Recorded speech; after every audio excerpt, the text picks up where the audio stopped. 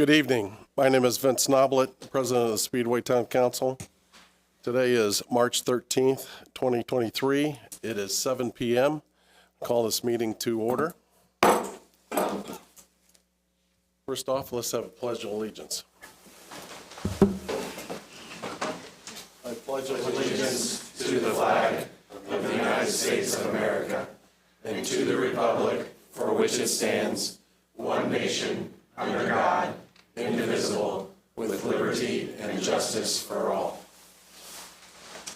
Please be seated, and if you have a cell phone, just turn it to mute.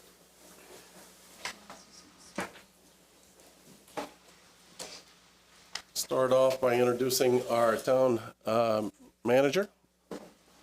Grant Kleinhans, good evening. Next to Grant is Eileen Fisher, town councilor. Next to Eileen is David Lindsay, town councilor. Good evening. On the far left is our town attorney for the night, Keenan Wilson. Good evening. And next to Keenan is Philip Faust, our new town clerk treasurer. Good evening. And next to me is Councilor Gary Ranks. Good evening. Okay, sit off, and next item on the agenda is minutes. These minutes have been distributed to the council. If there's no changes or corrections, they'll be approved as submitted. Hearing no changes, they are approved. Next up is appointment to the Fire Merit Board. I'll open up for any nominations. Mr. President, I nominate Tim Kenya to the Fire Merit Board. Is there any other nominations? I move we close the nomination. We close. I'll, at this point, and then I'll call for a vote. All those in favor of Tim Kenya, please signify by saying aye. Aye. Aye. All those opposed? Carries 4-0.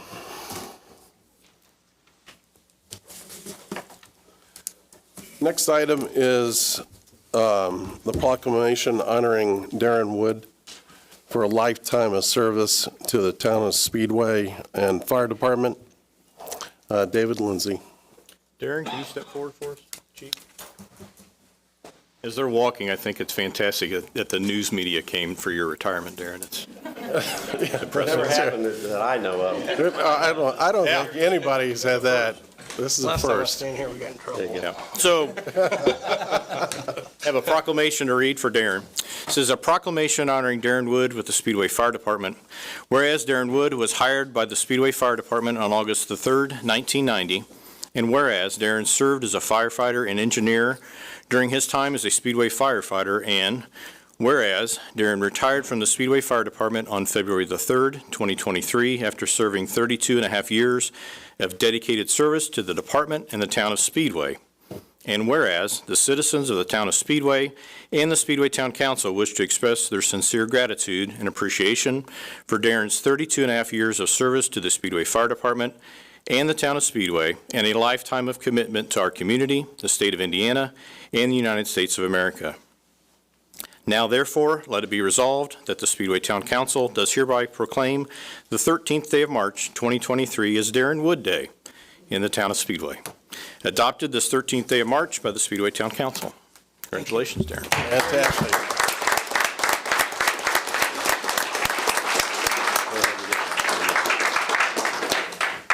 Thank you, Dan. Standing. Got some pictures here for you.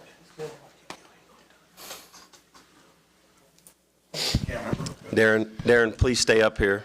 Okay. So at this time, we would also like to present Darren with his chrome-plated axe and his plaque for his 32 and a half years of service, and it is being presented by his captain of choice, I would say, the man that he spent his last, how many years? Almost 8. He was Captain Ray's engineer for his last 8 years. So, Darren, on behalf of the fire department, we'd like to present that. We'd also like to present your retiree's badge and wallet. And an extra wallet badge. So, congratulations. Appreciate it. I did want to say that in 1990 was a pretty good year. Yes, it was. because Darren and I came on 6 months apart. We were both hired in 1990, so it's, I'm very happy for him. And Margaret, if you'd come up, I'd like to get Darren's wife up here. Because all of us, all the guys in the back, we only had to live with Darren 1 out of every 3 days. Margaret has to live with him all the time now. And we really appreciate your service, and we love you guys, and it means a lot that you were able to be here. If you're from Darren's family, raise your hand back there. There you go. So congratulations. Thank you. I really appreciate it. This means a lot. When I walked in the door 32 and a half years ago, I was coming to the big city. I left Brownsburg to come in here, and I thought, man, this is crazy, you know, and it's really been neat to still be on a small department in a big city feel. So we got all of the training, we got everything we wanted by having that big city feel, you know, the runs and the stuff like that. But just to still have the close knit that I can say every one of those guys back there I've worked with, and somebody with the city couldn't honestly say that. And he So, yelled at most of you too, didn't he? yeah, so I appreciate the thought, and thank you, Dave. I really appreciate this. This means a lot. Thank you. Yeah.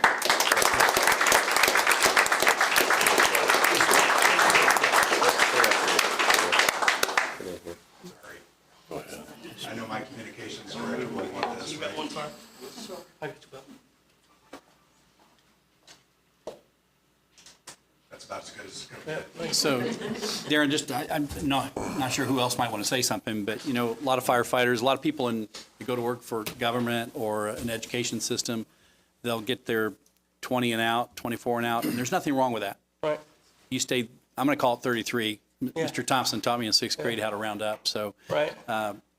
I think it's amazing that you stayed for as long as you have, 33 years, and we appreciate that service. I'm sure you've seen a lot of Yeah, things, it was- including change, positive yeah. change and other things in the town. Great change. So, yes, thank you, guys. Thanks No, for all thank do. you. Thank you, Darren.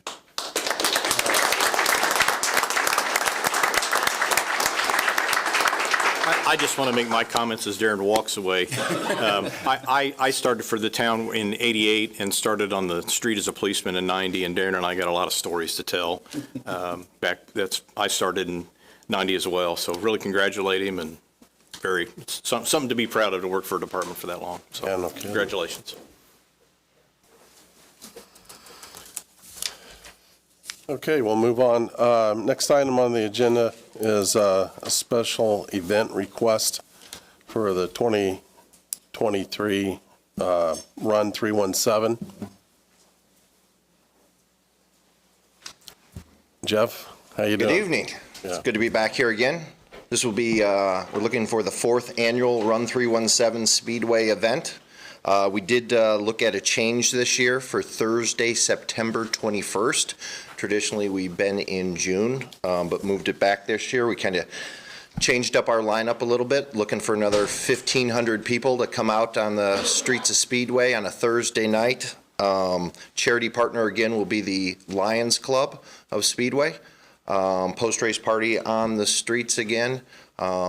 Same route, no changes. Same time frame as we've operated the past 3 years, and just looking for approval to do the event again. Mr. President, I would move that we approve the special request as presented. Hey, I got a motion and a second. Just open it up for discussion. Is there any questions for Jeff? Why do you like Speedway? Why do you keep coming back? It's a great community. It's fun to be going down the streets. I always do the lead vehicle, so I get to see all the neighbors out in their front yards cheering on the participants. The downtown community, what you've developed here is just a fantastic thing for people from all over the Indianapolis area to come and see and be able to showcase what you guys have done and what you keep doing to enhance downtown Speedway. Yeah, it's definitely nice of you to, really to have a lot of, as a showcase to our main street. A lot of people don't have an opportunity to come down, especially during the race, for the traffic and everything. But it's great to have you a chance. People can, after they get done running, and can go visit a couple of establishments and Absolutely. get something to drink and relax a little bit. But that's fantastic. Is there any other questions for Jeff? I just thank you for partnering with the Lions Club. A few of us are members, and you not only partner, we provide kind of manpower to help put it on, but you actually make a significant donation back into the Lions Club, which goes back into our community. So we thank you for that. Thank you. All right. I'll go ahead and call for the vote. All those in favor of the event, the Run 317 for Town of Speedway, signify by saying aye. Aye. Aye. All those opposed? Motion carries 4-0. We'll see you then. Thank you. All right.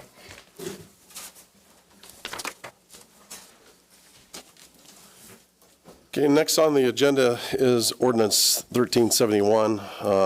It's the ordinance authorizing the Town of Speedway to issue a taxable economic development revenue note, Series 2023 Wilshire Hotel Project. It's the loan proceeds, therefore, to Hotel Equity Speedway Owners LLC, and approving and authorizing other actions in respect to therefore. Grant? Yeah, so tonight we've invited principals from 33 Degrees. Nick Montague is on a Zoom call, as well as I think their legal counsel, Brett Maidman. So Brian, if you could go ahead and get them on the screen. Good evening, Nick. Can you hear us? Okay. Let me go off mute there. I can hear you guys fine. Can you hear me? Okay. Yep. Yes. We can hear you. So we invited them this evening. We're going to ask a couple of questions. I don't know if the council wants me to go ahead and start. Sure. So Nick, if you don't mind, what is an update on the current process of financing the project? Yeah, well, the current update and one of the struggles we've had for a while on this is really the capital markets and debt financing. So we do have a lender in tow. We for those of you that recall, we had a lender in tow back in June of last year that basically fell apart towards the end before we closed. We've got a new lender, and we're still basically working through the process with them. We've got an appraisal back, and there's a number of different diligence items that we have to work through with them prior to them coming with a full loan commitment. So we have a term sheet outline from them. We don't have a full loan commitment, but we've been working with this lender for perhaps 2 months, and we're making progress. We've got a number of other sort of local potential partners to come in on the project, but we're still basically working on capital structure for this, and it's reading the news and things like that. It's been it's been difficult, but I feel like we've made some good progress. Certainly with some of the help that the town is willing to provide, we're still pushing forward and trying to get this thing closed as soon as possible. As a follow-up, do you have a new updated timeline for that financing process? I mean, it's still so the whole capital structure, all of our capital sources are not finalized right now, but we're hopeful that within the next 30 days we can basically button up what amounts to the capital structure, which would allow us to start construction perhaps 60 days after that. So we're probably 90 days would be sort of the guess on timeline right now for starting construction on the project. One other question that I have is, the town has offered a $2.5 million loan to the project. Why was that funding necessary to make the project a reality? Yeah, well, I think if you look at when you really dig into, some of the struggles that hotels with construction are having, a lot of it comes back to where the lending environment and the credit markets are at. And it has just been a challenge. It's a very difficult market to raise and obtain debt, also just capital in general, which is basically debt and equity. But it's a challenging market to say the least. We've gone out to, not every single lender in the country. There's always more lenders that you can find, but we've certainly gone out to, over 100 lenders. And we're still trying to find the right partners to be able to bring in this, but a lot of it has to do with just the credit market, the lending environment. This hotel in particular, it's less than half built already, so it has a little bit of a story behind it, and it's been challenging to raise the capital for the project. One final question that I have, and then we can turn it over to counselors. The SEC settlement that has come out in a recent story by the IBJ, Nick, can you help us understand what that is, how that affects this project, why, potentially why that happened? Yeah, well, the SEC violation was with a company that's called Virtua. So this project is both sponsored, going to be developed, going to be owned by a company called 33 Degrees, and then it will be managed by Hotel Equities. So the crossover there is that if you went all the way up to the very upstream top of the owner of both 33 Degrees and Virtua are the same individual. There's more than just one person, but the majority shareholder. So that's the crossover on this. But this is a separate sponsorship entity. It will be a separate ownership entity, and it will be managed by a completely separate organization. So. Are there commingling of funds with this project and that project that had that SEC settlement? No. So the SEC settlement does not have anything to do with Tapestry or any of the funds that were part of the SEC settlement. Okay. Town councilors, do you have Anybody else would? I guess the question I have, Nick, is when were you going to disclose this SEC issue, and why then versus previously? We've been talking to you for some time. This was a surprise to us, and I know we have done due diligence. Grant can probably speak to better than I, but when were you planning to tell us and anyone else about this issue? Well, it's a separate organization, right? So it is fully separate from 33 Degrees and Hotel Equities. So from our perspective, there's the crossover. I mean, of course, if you go up to the principal, it's there. But so that's the crossover that we see. Is it's very limited, and our focus again was on the ownership, sponsorship, management of this is completely separate organization to the SEC settlement from 2019. So again, when were you planning to actually inform us of this? I mean, I suppose this is a unique situation because you guys are both the lender in this and part of the town. Which, of course, if there was no lending portion of this, we wouldn't have. There's no disclosure required. It's a completely separate organization. And then as part of the loan diligence, if there's forms that we had to fill that were part of that disclosure, we would have. If it wasn't, then again, in our view, it's not the same organization, not the same sponsorship group. That's part of this Tapestry project. Okay. Is there anybody else have any questions for Nick? I don't know if it's so much a question as a point, but Nick, you're with 33 Degrees. Our ordinance says that this loan is with HE Speedway Owner LLC. That is not you, correct? Or you're a part of that? So HE, we've got counsel, and we can go through the organizational chart on this, but Hotel Equities is owned by 33 Degrees. That answers that. They're one and the same. Okay, so who is the principal owners of HE? So the principal owners of HE, the main shareholder of that would be Quinn Palomino. Okay, that's who I want to speak to. That's who I want to be on the screener in front of me talking. I appreciate your time tonight, and I ask at our last meeting that the owner that who we're giving this money to be present. So if you can direct that message to her from me, Okay. That's who we want to speak to. That's who I want to speak to. I get a question for you, Nick. How many projects have you completed since 2019?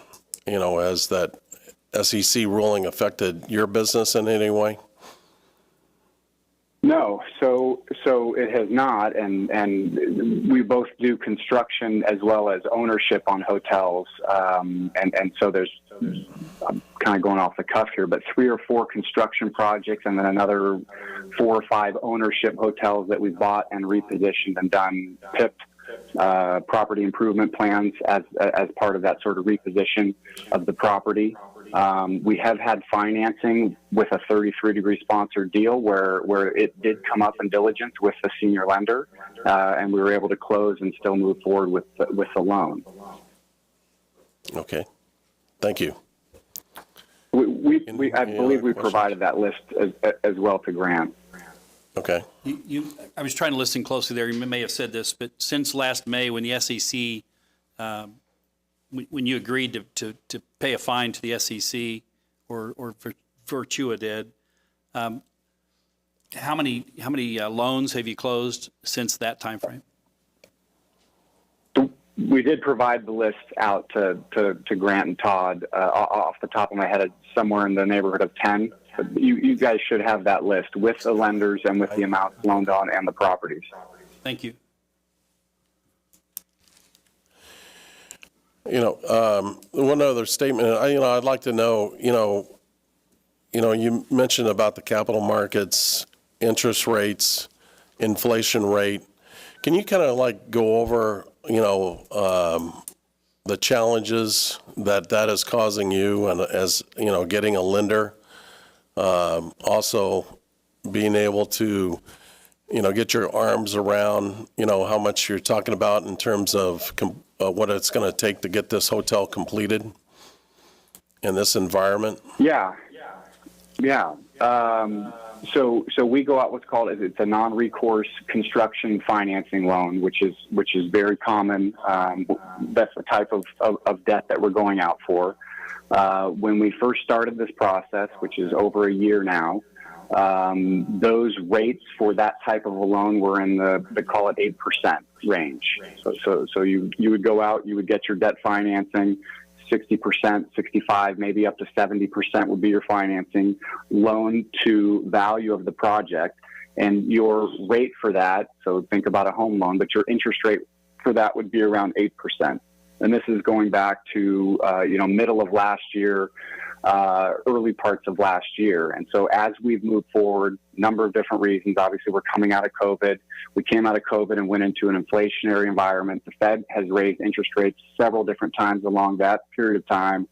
And so what has happened at that point is that we had a loan lined up back in, say, June of last year. That process started a little bit before that.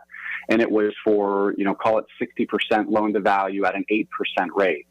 So now we're back out to the market, talking to a number of different lenders, and those rates are well above 10% now.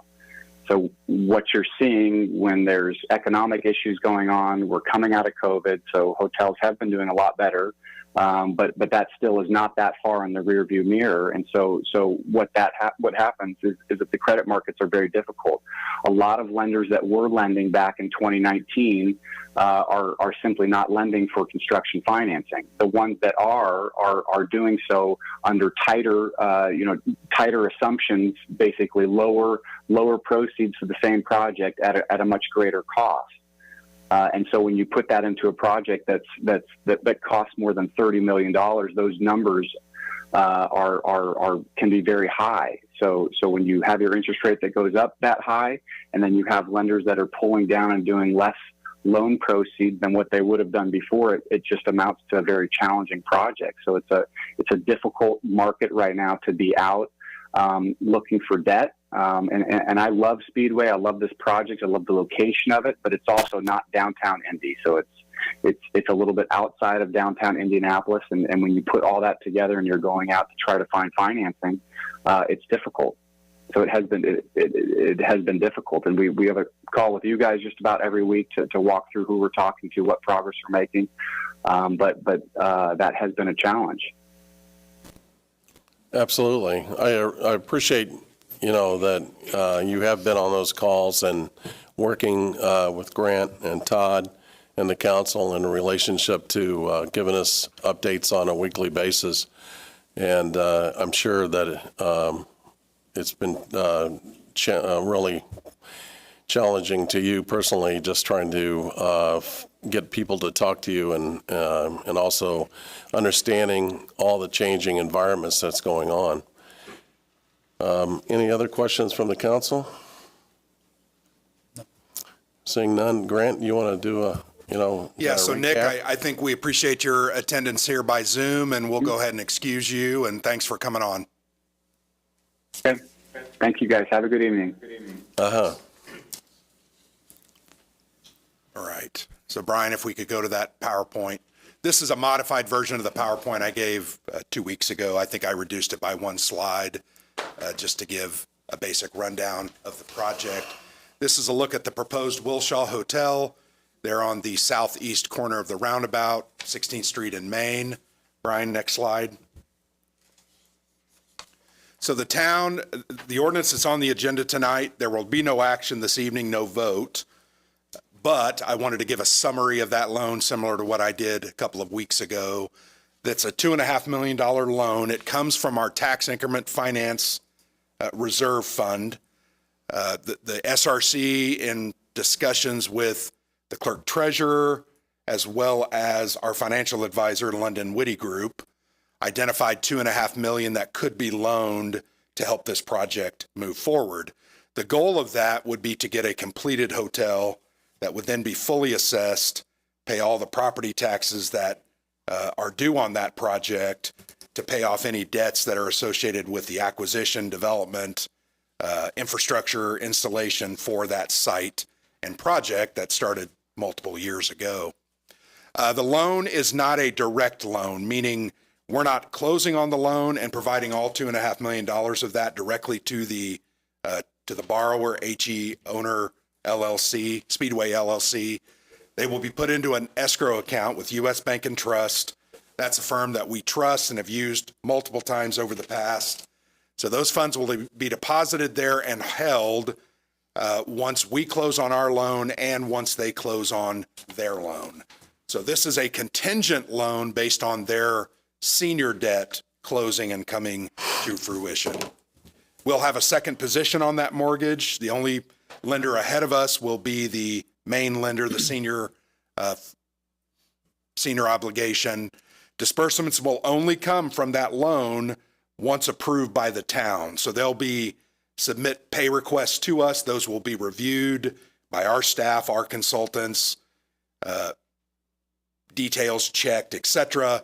We'll then send in a request consenting to that payment, and it will then be made not to the owner, but to those, whoever's due those funds. Some of it potentially will go to the owner, but the intent here is to send that to those people that the money is owed to. The contractors. The contractors, yes. The loans, thank you, Gary. The loan term is 24 months, so it's a 2-year loan with a potential third year 12-month extension, so a total of a 3-year loan if they exercise that final extension. Next slide, Brian. This is just a summary of Hotel Equity's full-service hotel management group. They have 259 projects across the country, several in Indiana as well. They do kind of upper scale lifestyle hotels. This project is a Hilton Tapestry, which is a higher level than the hotels we have typically here in Speedway. This is more of a downtown product, but we are trying to get that accomplished here across from IMS with all the traffic it will have and as a capstone to Main Street. They have 23,000 guest rooms across the country. Also, there's a split of so they work with Marriott and Hilton a majority. Some of those others are one-off hotels, smaller hotel projects, but that's kind of a summary of Hotel Equities and who they are. Next slide, Brian. So this is the projected income that the town will receive on that 2 or 3-year loan. And it is a loan. I think that's something we continue to reiterate. This is not a grant or a forgivable loan. It is a construction loan that they will pay back. So the interest rates are 5 in year one, 6.5% in year two. The third year option is an 8% interest rate. We gave that a higher interest rate because we don't want to necessarily drag that out. We would like to be paid off in 2 years. According to these numbers, we'll make about $287,500 if the third year option is not, 487. I'm sorry, 487 is if the 3-year option is exercised. If we just do the 2 year, we're going to make 287.5. If they do the 3, we'll make about 487,500. Those are estimates, and that is as compared to interest rates that we would typically get in investments now for those monies that are in reserve. 3.5% to 4% is kind of what we will get in today's market. So you can see we're getting anywhere from 1 to 4% additional income for those dollars. I have said this, loans are risky. Any loan is risky. There's always an opportunity for it not to be repaid. We believe we're in good financial second position. We're going to hold strong to that. If they have to bring on other partners, we don't want to be pushed back. And I think the council and SRC feel that way. And we want those funds to be repaid ultimately with the goal of getting a constructed, finalized, operating $35 million hotel project there on Main Street. We think that will work perfectly with what we already have built there and the investments we've already put in over the past decade, well in excess of $100 million in private and public investment. And this will kind of be that crowning accomplishment or project there on Main Street. So those are my summary comments about that projected or that loan. The only other comment I wanted to give was just an update on kind of that process. So tonight, as we did advertise a second hearing, but we are not taking action. The agenda says that. We are continuing to do our due diligence on that loan, working with our partners, our legal counsel, as well as staff and town council and SRC. We will continue to explore the paths available to us so we can complete the project at this key corridor here in the community. I think I've said it a couple of times. I've been here less than 2 years. I believe I've slept, ate, and breathed the Wilshaw Hotel project. It is something that is always on our minds. It's something that's always on the agenda to look at or discuss or bring additional information forward. It is a high priority project, and I think that staff feels that way. From Tim Gropp, who left last year, to Todd Cook now, our former clerk treasurer, and now Philip, we all feel that the project is important. We want to make sure we protect ourselves. Sure. And that's what we're trying to do with this loan. So those are my comments. If the council have any comments to me or questions to me, let me know. I've got a question for you. And just to review with the public, these are TIF funds that we are loaning out, So can you explain to the public, what sources and uses we can do with those TIF funds? Yeah, so tax increment finance funds are an economic development tool that communities have the ability to create. The town has created several TIF districts within our community. The original was called the Gateway TIF. That is the one on Main Street. That project helped put in all those millions of dollars of stormwater, road improvements, sidewalk, trail, lighting, everything. Those dollars are collected from that taxing district specifically. So you have to be in that district to pay those property taxes. Homes located out of that district don't pay that. Businesses located out of that district do not pay that. Those funds are collected with the understanding and intent to further develop and redevelop those properties. It can involve everything from acquisition of property, demolition, engineering studies, installation of infrastructure, building of parking lots, loaning dollars like we're doing here, helping with parking garages, etc. Right.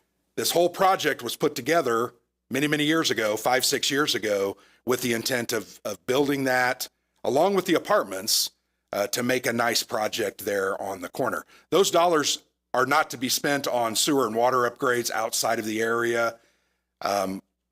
I know that's a question I get asked a lot. Well, you increased sewer and water rates last year.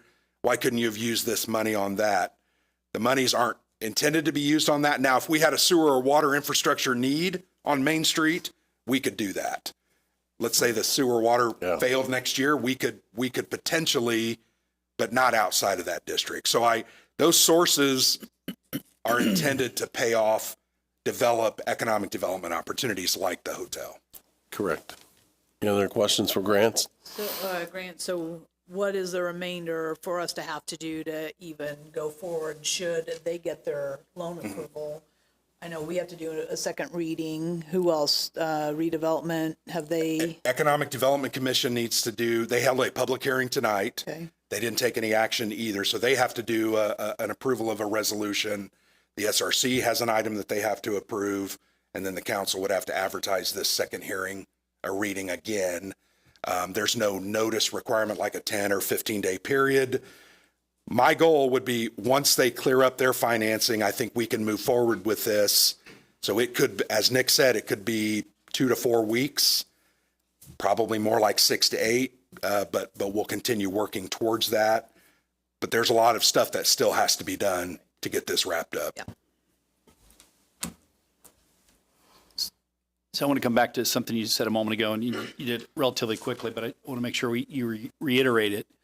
So tax dollars are taken in the TIF area on any of the properties, any of the commercial properties, mostly commercial. There's some other apartments or above Dawson's, for example, or some of those. So those monies that are brought into that TIF area are spent within that TIF area until that TIF sunsets, until the time that it ends.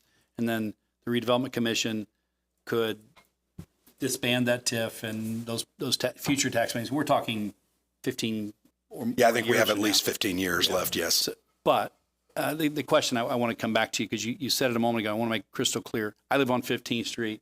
I can name each of the other streets they live on, whether it's in Meadowood, the Carr Streets, wherever it might be. How does this project impact the taxpayers who own homes around town? How does it impact commercial properties that are owned around town? Right. It doesn't directly impact their tax rate, their tax obligations. What it does do is, I think, increases all of our value, not only of our own personal property, but other businesses' properties in and around the community. But us using this $2.5 million in this way or fashion does not create a higher tax liability for anyone outside the district. And in fact, most of those improvements would have never happened on Main Street. So the reality of this TIF, particularly the Gateway TIF, I think it was our saving grace, in 2008, 2009, 2010, when Main Street was kind of vacant, a ghost town in many ways. Had that went the way that it was going, who knows what would be here in Speedway now. So the creation of that district and the subsequent creations of other districts, Founders Square is a prime example. Founders Square was low-end motels and hotels that were in very bad shape. We had lots of issues out there from public safety and other issues. We purchased a lot of that property, the Redevelopment Commission did, leveled that property, remediated that property, sold it to a developer who then constructed all the improvements out there that we see today.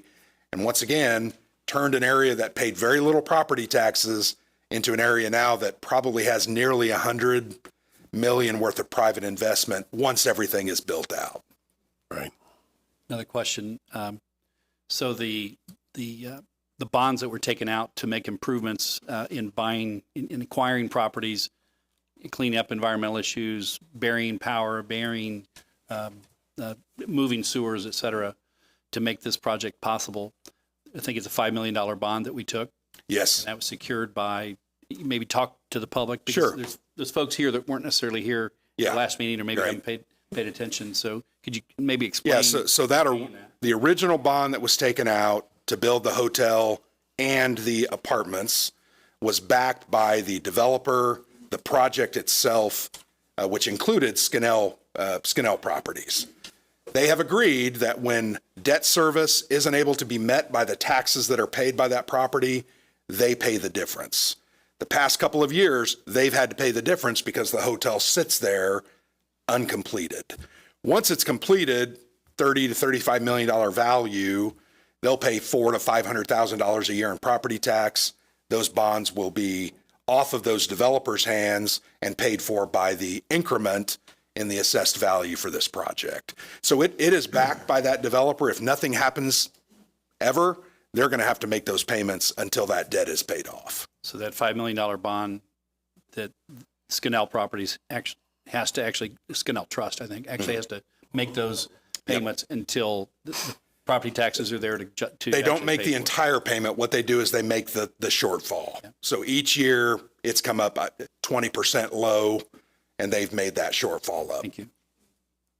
The apartments are paying taxes, and that goes to retire some of that debt as well. Which includes Skinnell. Yes, Skinnell was a party to that. The apartments.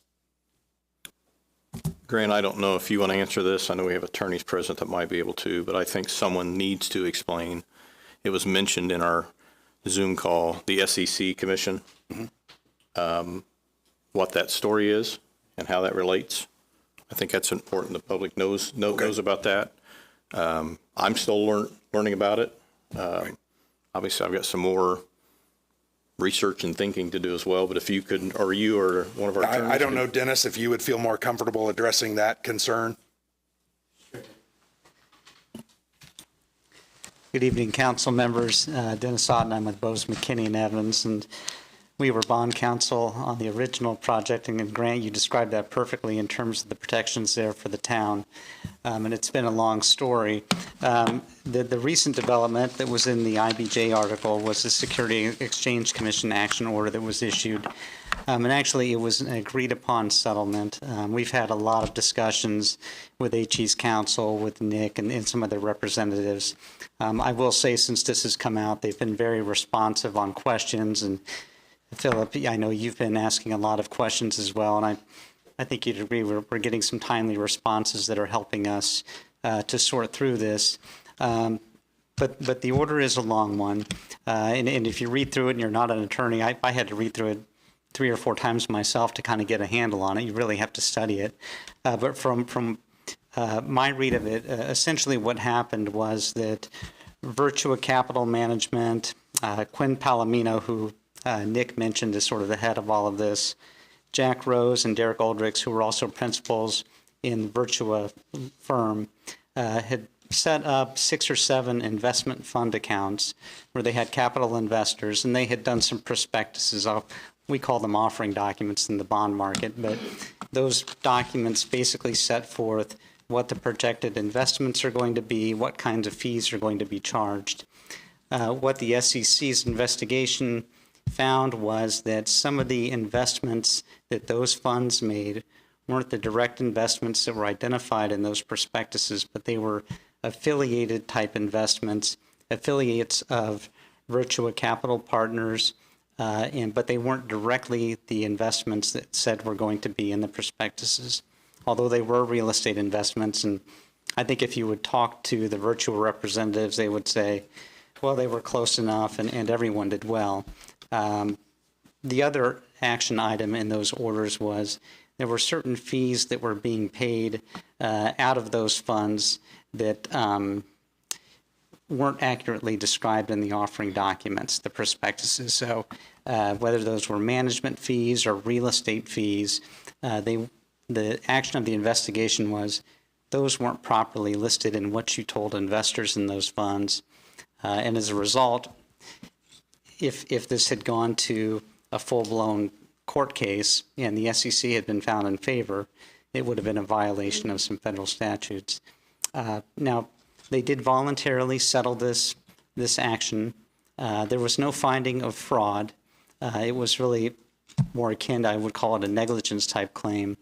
There were fines, $100,000 for several of the individuals. I think the other one was $75,000 or $60,000. There was also roughly a $1.5 million, what they would call a disgorgement claim, which was basically saying, hey, the monies that were collected as part of those fees that weren't accurately described in the prospectuses, those had to be returned to a special fund and paid back to those investors. And that settled all the claims. Now, we have followed up with their legal counsel. They've confirmed that all of these monies have been paid. The fund has been fully funded. None of the investors has filed any kind of a follow-up action since this, and there's no fallout litigation as a result of this. And they've also mentioned the funds that were described in this SEC action, none of them are part of the funds that are part of this project. There is a separate capital fund that has been established for this project that is being used, and it was in existence at the time, but was never brought in as part of the action because it wasn't related. But I hope that helps. Very good description. Thank you. A lot better than I could say. That's why I asked you. You have a date of when all this occurred? Or like an approximate? It's been a couple of years ago, correct? Sure. I have it right here, Counselor. The action, the settlement, I'll call it, a cease and desist proceeding, was issued on May 23rd, 2022. I'd have to thumb through it, but I think some of these actions took place as early as 2017 and kind of on through 2019 or 20. And my sense is there was an audit done, it was my understanding, of these funds, which is could be a routine audit, or it could be that they were selected for it. My sense is they were probably, discussions started and eventually they decided, and they would tell you probably better to settle this than to try to fight it. And I think if you would ask them, and there's probably some truth to this, the cost of fighting this type of proceeding and dragging it through the courts, they probably did some type of cost-benefit analysis and said, better to just go ahead and pay our fines and put this to bed. Thank you. Yeah, and I will tell you, I was encouraged, at least by the news. The information that we had asked them was, hey, are you still doing loans? Are you still doing projects? And they were very quick to respond and show that they had closed 8 to 10 loans. And I hadn't heard it before, but I was glad to hear Nick say that they've gone through the diligence process with 33 Degree Partners with a senior lender, and it's not been an issue. And we have made it a point to them, just on behalf of the town, we'll be monitoring all of the diligence on that construction loan. And part of it will be making sure that, you know, this is disclosed to that senior lender. We want them to have the same information that we have. Thank you. Dennis, I want to clarify what you just said. So what you heard Nick say was that they had in fact gone through this SEC issue with Silver Arch, the capital, the lender they're speaking to? No, not yet. He was identifying a separate loan that he said that they have closed with 33 Degrees.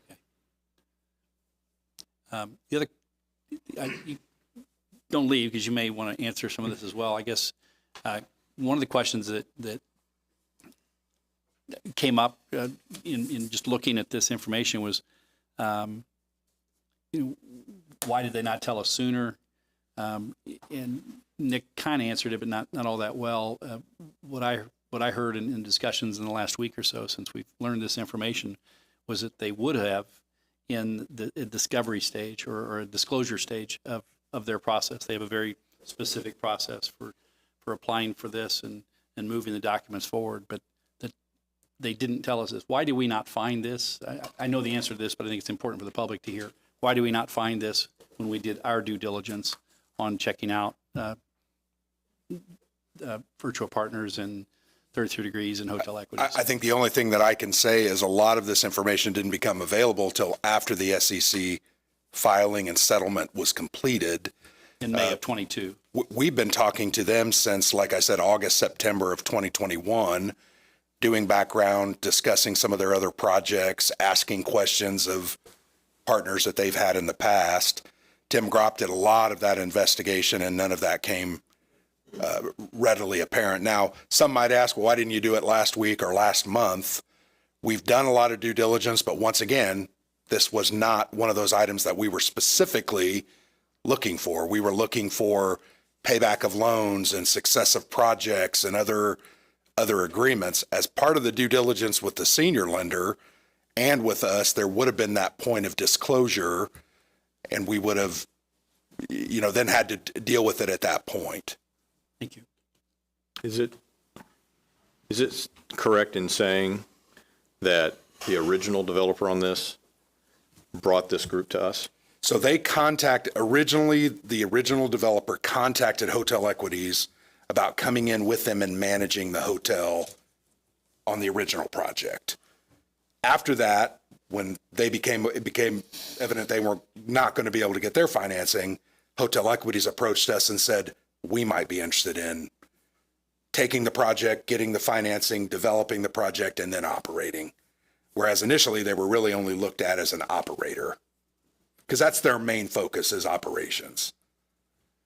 So yes, I think by a roundabout way, they made a connection through Loftus Robinson to the project. And once that fell apart, they approached us and said we would have an interest in taking over the project and operating it. And then when we originally came out with this, we said construction would begin in May. That's not going to happen, correct? No, it is not. We're looking at, My guess earliest would be June or July. And I think that would be contingent, David, on closing in the next month. If they don't close in the next month, I think you're talking about, yeah, later than that. But is 4 weeks going to be enough for them to wrap up all the due diligence that they're doing, providing for their senior? I would hope so. I think there's a lot more questions that we need to ask. Right. I mean, for sure. I mean, that's, Yeah, I agree with you, Councilor Lindsay. I think for me, I appreciate that Hotel Equities has kind of come in and Loftus Robinson, who we originally had this agreement with, performed so poorly. It's almost indescribable at this point, years later. But this group came in and they invested $4.5 million of cash to the project to buy out liens and other things on this process or this project. But there's still a lot more questions to ask, right? I mean, they could be great for us if they can actually get to the finish line and build this hotel, but we've got to make sure that we're covering ourselves for sure. one other point I'd like to make is I've asked you to have the owner of HE speak with us in person or through Zoom, and we've not heard back from that person, correct? Correct. Yep. Because that's, I mean, to me, that's who needs to be answering these questions. Is it was great that he talked to us tonight, but the name on this document saying we're giving the loan to is not him. It's Quinn. That's who needs to be in front of us speaking.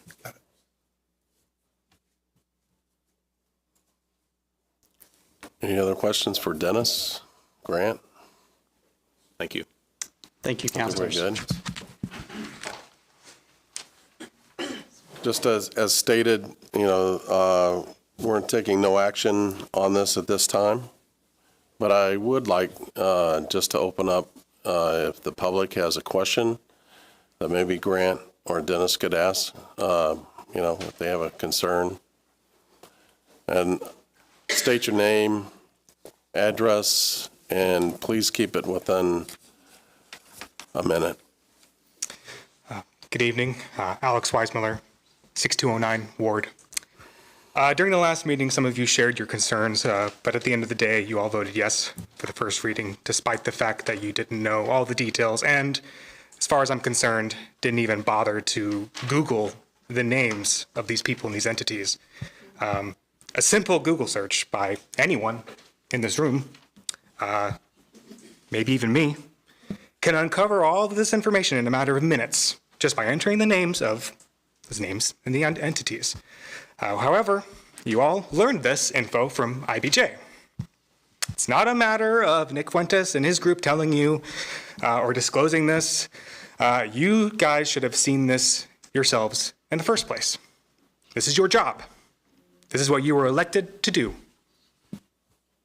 My question is, in a time where you, the town council, have lost the trust and the benefit of the doubt, can your constituents and taxpayers trust you to do actual research and practice due diligence in order to continue progress on Wilshaw and other future endeavors of our community? Why should any of your constituents trust you now? And another point, what does the TIF have to do with loaning money to people with SEC and charges for the self-dealing? So, thanks, I guess.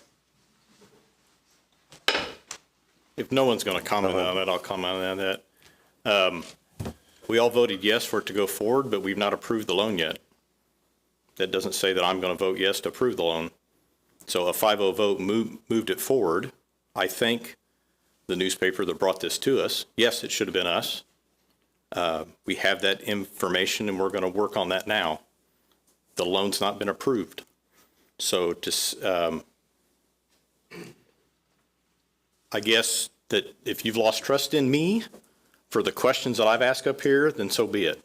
But I feel like I'm asking the questions that need to be asked, because this is not a done deal for me. I think I made that abundantly clear at my last meeting. Now, I'll just leave it at that.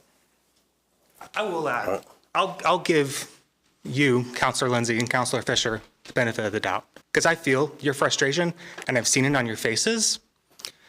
The rest, though, I'm not there.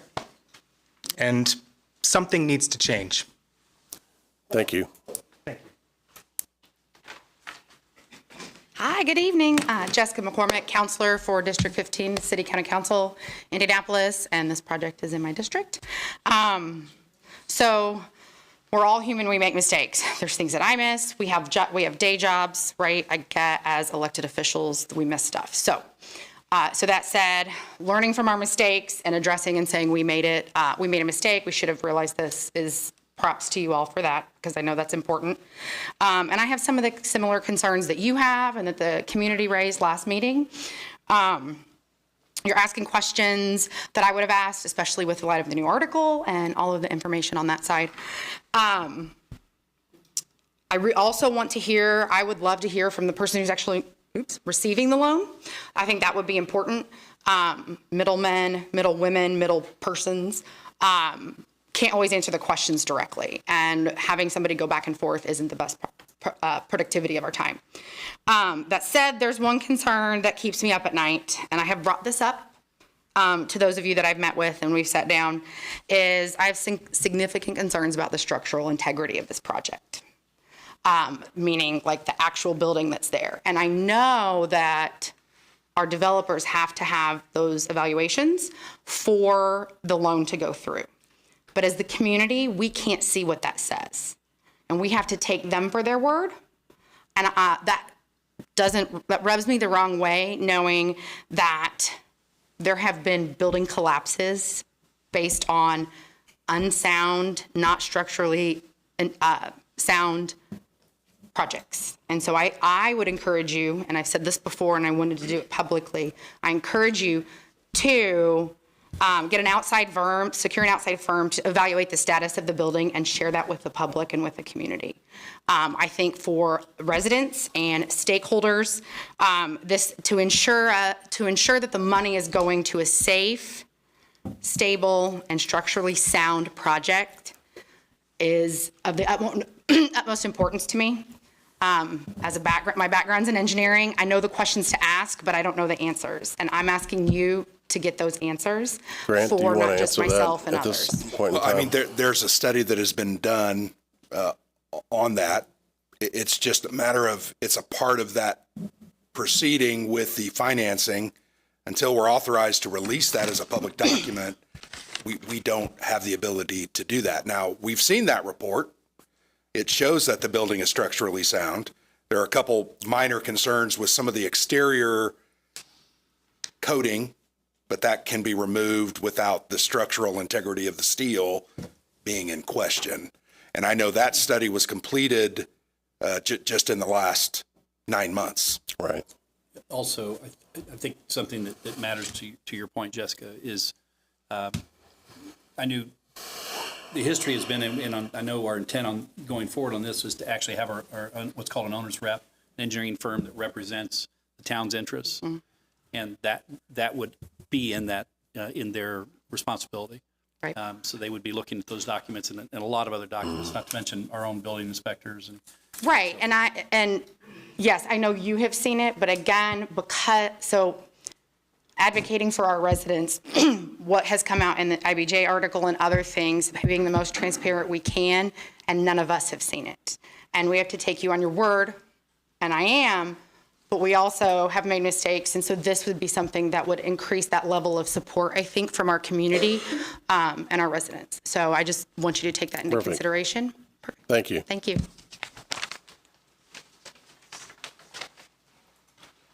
Jeremy Sturgeon, 2231 Winton Avenue. One, the city does have I think an engineer working for them. It's called American Structure Point. They were here during the State of the Town address. So I encourage you to reach out to them to do the forensic study. So that might appease some people of the town. Second, what is the forecasted cost of this hotel, including the $4.5 million liens that were satisfied by 33 Degrees? Does anybody know? What is that? So the total project cost is between 30 and 35 million. Okay. It just depends on how you categorize certain expenses, like some of the fees that have been paid or appraisal costs. It's between 30 and 35. So they're going to go. Construction value that's remaining is about 25 million. Okay. So the loan is just a fraction of that. 10%, about 10%. Yeah, is a fraction of that. So from a resident looking at it, it looks like we're trying to right a wrong, actually. We're putting a fraction of the money up front as a loan as a good faith. To me, it looks like desperation. That we're trying to get something started that should never have started in the first place, frankly. Okay? It's been sitting there for 6 years. And everybody that I've heard beforehand, you can hear they're frustrated about it, right? So what I heard on the video screen with the partner from 33 Degrees, that was almost like a request for qualification interview. It was, how much do we know about these individuals? So you talked about in the ordinance that I read, it says that the loan will be paying out in increments to the contractor. All right, is that correct? Is that what I read? Mm-hmm. Is that to the contractor or the subcontractors? Because they're going to be the contractor. A general contractor is the one that has the contract. Okay. They then have any number of subs underneath them. Yes. Payments are typically made to that GC. Mm-hmm. They then make those payments to their subs. But they're going to be the owner, developer, and contractor is what I heard. No. No. No, they're a developer, but there's Correct. actually a construction company that will be managing the Okay, project. so F.A. Wilhelm is going to stay on the project? Yeah, at this point, yes. At this point, okay. Yep. All right. Is there anything tied to the loan that requires the hiring of local contractors only to finish the project? No. No. Okay. Why is the interest loan less than what he stated the construction loans are? The interest rate on the loan that we're providing, right? Okay, is less than what he stated the construction loan they're trying to go for. He was in the 10%. He was in double digits. Right. We're half of that. Because we believe we're trying to make the project fundable and still get a decent return on our funds that are being put in. So we discussed that with our advisors, the redevelopment commission and council came to an agreement what we felt those rates should be. And that's why we made that determination. Frankly speaking, it looks like a sweetheart deal. It's like, we're going to chip this in. We're going to give you proceeds as you need it, right? At a much lower interest rate than you could ever go out on the street and get. Frankly speaking, if we're down to $2.5 million from getting this thing off the ground, then we have larger problems than just $2.5 million. And I don't think the town of Speedway should be having that exposure with TIF money when that TIF money could go to other places. So, but that's what I have. So I am in this industry, I understand how it works, and where there's smoke, there's fire, and this just does not feel right. I can tell you that. So, thank you. Thank you.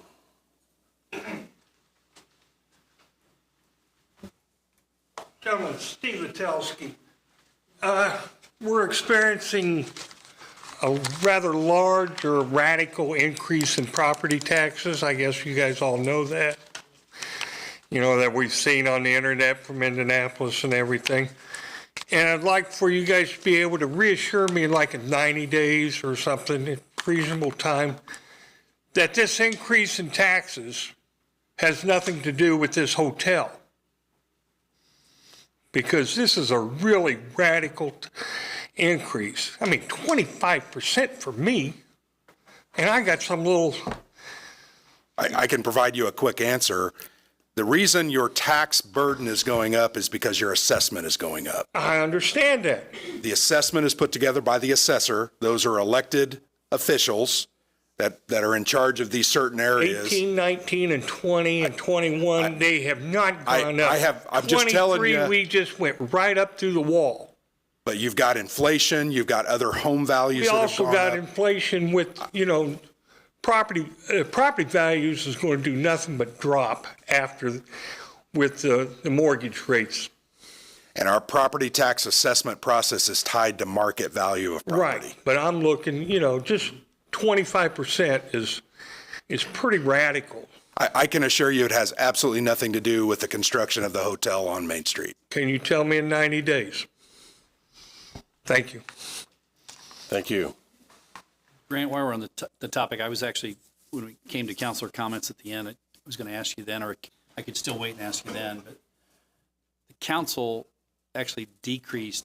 Why don't you describe what we did in property tax rate and then the actual monies the town gets of those increases? Yeah. So your tax burden on your property is determined by two factors. One is the tax rate that's adopted by the local community and the other 5 or 6 taxing entities that you pay into: county, township, schools, library, etc. Our rate actually went down by 1.6%, I believe, from 2022 to 2023. Part of that was we paid some debts off. Part of that was we managed what we put into the budget calculation. But the second factor that sets your tax burden is your assessment. So if your home goes from a $100,000 home based on market conditions to $150,000, you would see whatever that is, 30% property tax burden increase, and you're going to pay more tax because your home is worth more. And it's based on what the value of that home currently today can sell for. What Mr. Patowski said was property values could drop in the next 90 days, 120 days, 2 years, whatever. We all experienced this in 07, 08, 09, again in around 2010 and 11. We had a couple of recessions there back to back that dropped values, and people's tax burdens didn't always go down quickly because those have to be reassessed by the assessor, but that could potentially happen again, and that value would drop, that assessed value. So I don't know if that answered your question. I am not a tax accountant or professional, but Can I make a point of order? We're talking about the Wilshaw project. I think we need to stay on topic with that. I get it. That's fine. As I said, I'd planned to talk about it during my comments at the end, or actually ask Grant about it. That's fine. I think we need to hear more public comment if they have that. Yeah. And address that later. So Nick Sturgeon, 5045 West 14th Street. Again, I asked at the last meeting who was involved in the HE Speedway owners, and basically we still only got the 33 Degrees and Hotel Equities as part of that answer. Still concerned about the individuals involved in that LLC, which is one of the primary participants getting the loan. And especially to the other gentleman's point, where there's smoke, there's fire. How does, knowing that they have already been fined once by the SEC, and that's a pretty big deal to get fined, even on the settlement standpoint, what confidence do we have that the funds that they are getting from this TIF loan are going to go to what they say it's going to go to pay these contractors and the subcontractors? I think that is a huge question that needs to be answered. And to the citizens, that comfort, regardless of where the money comes from, we're all paying into that, whether we go and visit these businesses on Main Street, and then that goes to pay the taxes. We're still either directly or indirectly paying those, have paid those funds to that TIF. It's very concerning that we're just now learning about this issue through the IBJ. It's not a good look for this town, and it's not a good look for you guys, just frankly, just putting it out there in public opinion. And to another earlier statement, the confidence that you guys have in us has been, it's taken a hit. So it is your guys' job to make sure that you're doing everything that you can, and not just talking about it, but actually demonstrating that we should have faith in your guys' decisions. Thank you. Grant, do you want to? I don't exactly know what to answer. I I'm think sorry. address the monies, how that's Being given out, used. being used, and it's in Right. escrow. And I think the one assurance we have is that escrow account concept. I'm not giving them, we will not be giving them that $2.5 million up front. It comes from a process where they request that money to the general contractor, they pay the subs or their portion of that payment, and they have to prove to us that those dollars were put into that project. As Gary mentioned, we're going to hire an engineering firm to help us with that process, review those pay requests, look at the site, look at what's been put in, what we're being charged for, to verify that, because I'm not an engineer.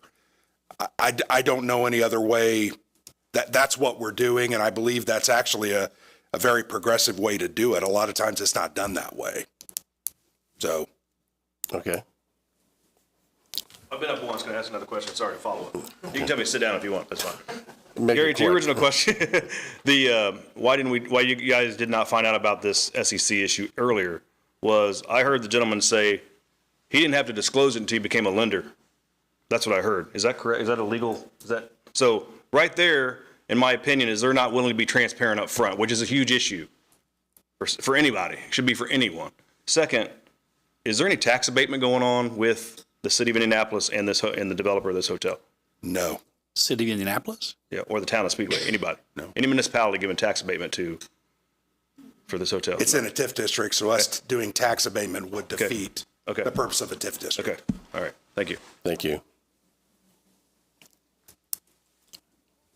State your name and address and. Okay, I'm Debbie Bunch, and long time, since 1967. Hi, Debbie. Speedway High.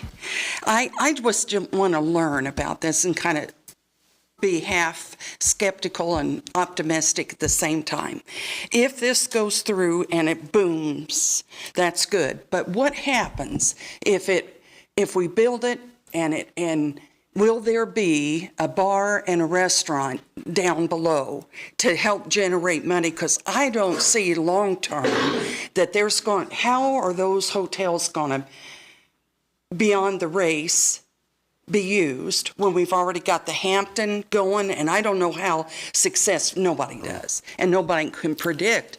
But if it falls apart, what does the town have in plan for the building if it does? Could you keep the restaurant and the bar, which would just, I'm sure, generate money, but what plans would you have for rooms that have been structured for sleeping what would you do? Or, what if it succeeds for a while and then falls apart? Then what happens?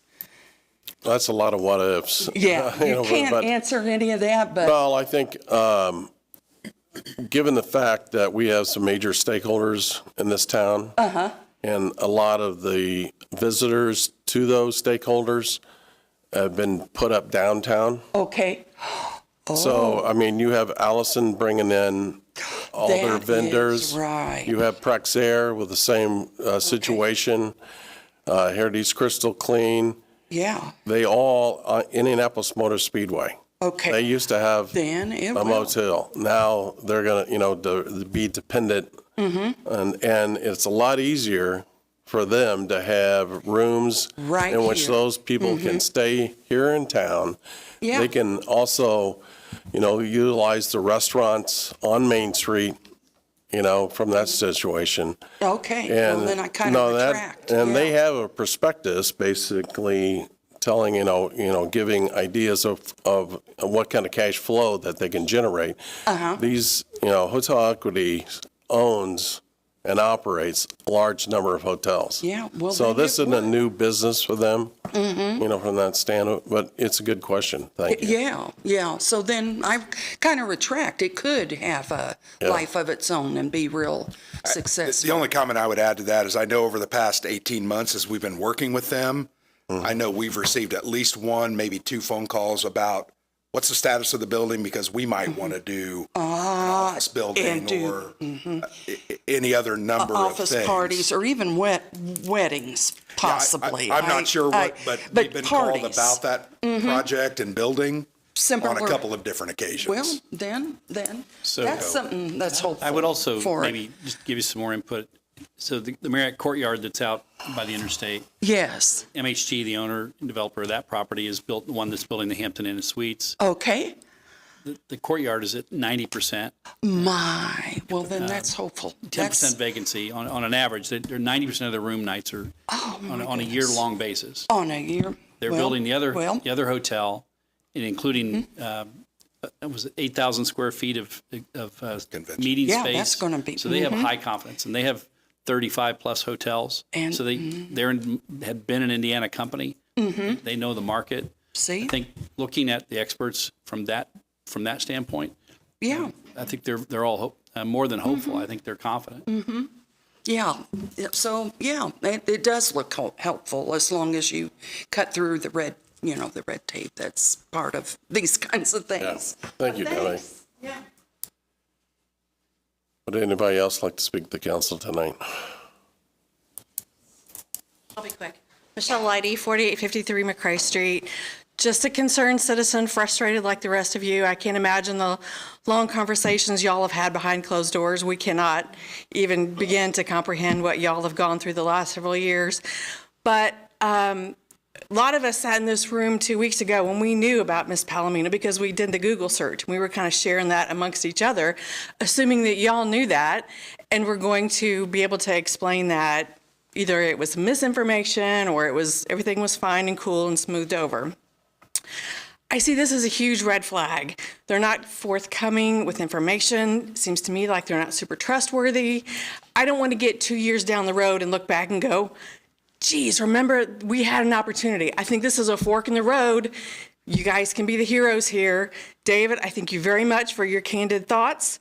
You're speaking my brain, and I appreciate you. Words I never thought I'd say. But we're at a fork in the road. Let's do the right thing. Break it off. Take the exit ramp.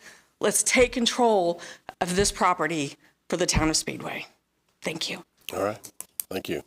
Michelle, if I could comment, thank you. But on the other hand, if everyone knew that last week, my email and my phone number and everybody's email and phone numbers are on the town website. Let us know, please. We just assumed that you knew. If Well- we could Google it, we figured y'all. Well, obviously, we didn't know, and we're wrong for that. I'll admit that. And that's why we're not voting tonight, obviously. So. Grant, to Michelle's point, what are our options if we don't go forward with hotel equities? We would have to enter into a lawsuit against Loftus Robinson, trying to acquire that property back. They own the property, they own the building, the improvements therein. That was part of that development agreement. So that would be, I think we've heard anywhere from 18 to 24 months of litigation, probably $500,000 in legal fees, if not more. And then we'd have to tear the building. If we did acquire it, tear the building down, probably another $500,000. And although steel's worth a lot, maybe we could get, you're talking about a 2 to 3 year process. And then you could either start from, ground zero, decide what the best use for the property is. It is on a very high visibility, high traffic area in our downtown, Main Street. But to be clear, we can't just walk in and take possession of the property and say we're knocking it down and going to do a park. No. Or another building. No. But to say it's been sitting there 6 years, what's another 2 to get it back? Dennis, I get it. 2 years. Yeah, Could be if. much Yeah, longer. well, I mean, we have a billboard that's taken 5, so. Yeah. Dennis, do you have any comments on that? No, other than I agree with everything that Grant said. It will take time. Come on up. I suppose my observation just would be, I agree with Grant. We would be back in a lawsuit situation. Absolutely feel like the town would win. I don't think there's an issue there. It's just a matter of going through that lawsuit process, getting the property back in control. And so I think where we're at weighing this decision here is, do we try to pursue this loan, get this closed? We have all these trepidations, and I do hear this stuff about diligence, and I appreciate all of that, but I would also say, the town has done its diligence up front. Once you start working with someone over a period of time, you would sort of expect that they may come forward and tell you something like that. And we certainly would have done a final diligence checklist before this loan was closed, just as the bank would. But it's a step back in trust, I would say. When I'm dealing with someone, if something like that happens after you've done your initial diligence, you don't always just check it up every time. You'd expect that would come forward, but that's just the landscape we have. But so that's where we're at. Do we go forward with this and try to see this project through and get it done? I don't know that there's a bunch of other developers banging on the door right now. It would be wonderful if there were, and we had a host of choices and we could just pick from them. But that's not the landscape right now. So do we try to move forward and be very careful as we are right now? I think all the questions asked tonight have been excellent. And I think that we're focusing on all of those items, trying to protect the town's interest and its monies. Or do we step back and go, okay, we'll pursue the lawsuit and, go through that 2-year period, that expense, incur that, and, see what happens. And that's just kind of it. But personally, I'd love to see the project as a success. We've been working on this a long time. The structure's there. I feel like we're really close. We've just got to be careful and make sure that, we're protecting the town's interest. Why I appreciate your comment, we're really close. If I got a dime for every time I've heard that over the last 6 years, I'd be a rich man, and I'm not. Say, asking for a friend, the loans that we don't approve the loan, they can't get financing. We don't have another developer coming in. What could be the next steps there? Well, I think the next steps are then you are filing a lawsuit, getting the property back. So that still would lead to that. And you're focusing then on what's our best use of this property and what do we want to do with it? And is it maintaining it maybe as an office building or something like that, or tearing it down and turning it into a park, or RFPing the property out again and seeing if a new developer comes along? Thank you. All right, thank you. Seeing nobody else for his questions to council, I'm going to move on to the next item on the agenda, Parks and Recreation, Parks. Do we need to vote to table that, or? It was on the agenda as not a no action agenda, so we don't need to go to a table it now. Good question. Just making sure we're doing it right. Good question. Thank you. Okay.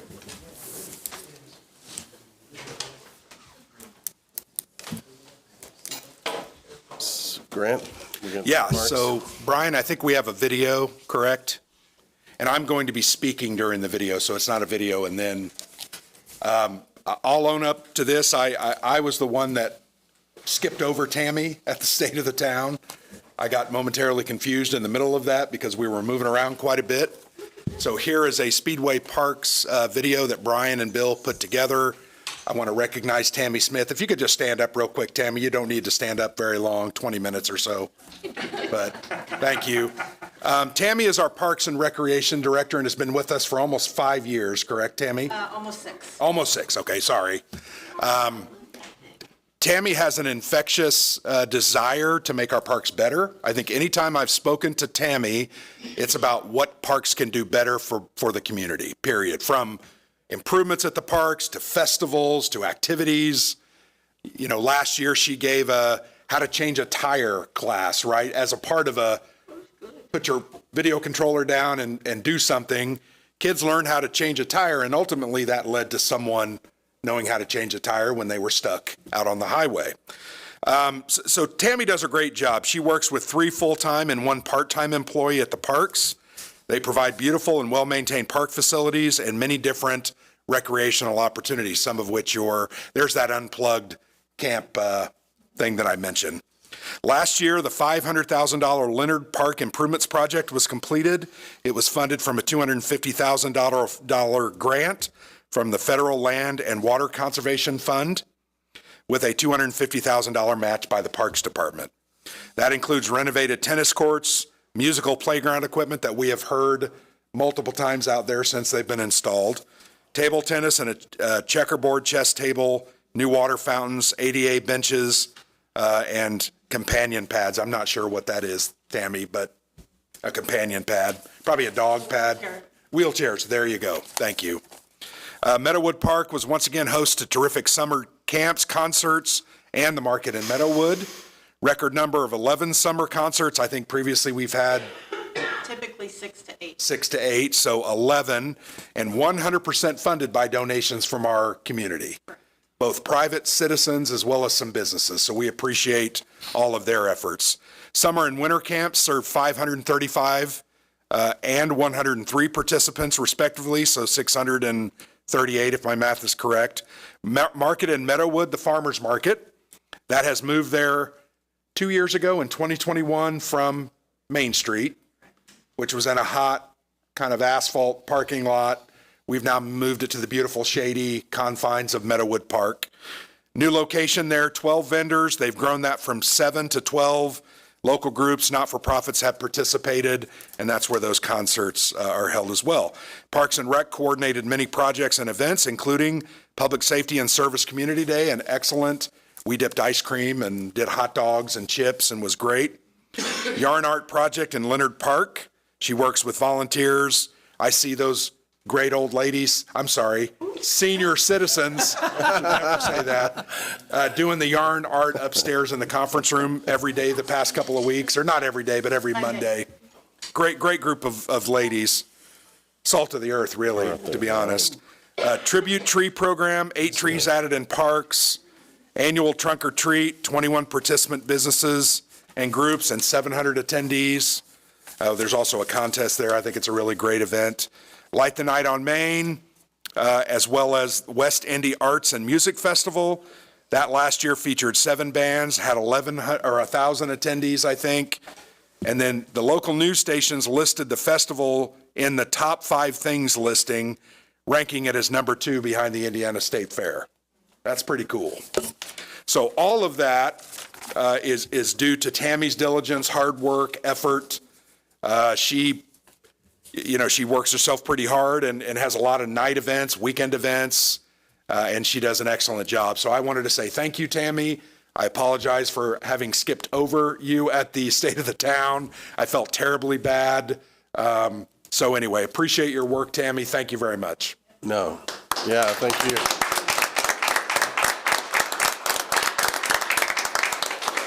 So keep up the good work. You can't rest on your laurels, right? Always got to do something more. So that's my presentation. Thank you for indulging me on that. Okay, we'll move on to the motion to approve the purchase and the ordering of police vehicles. Yeah, so if I could have Chief Upchurch come up.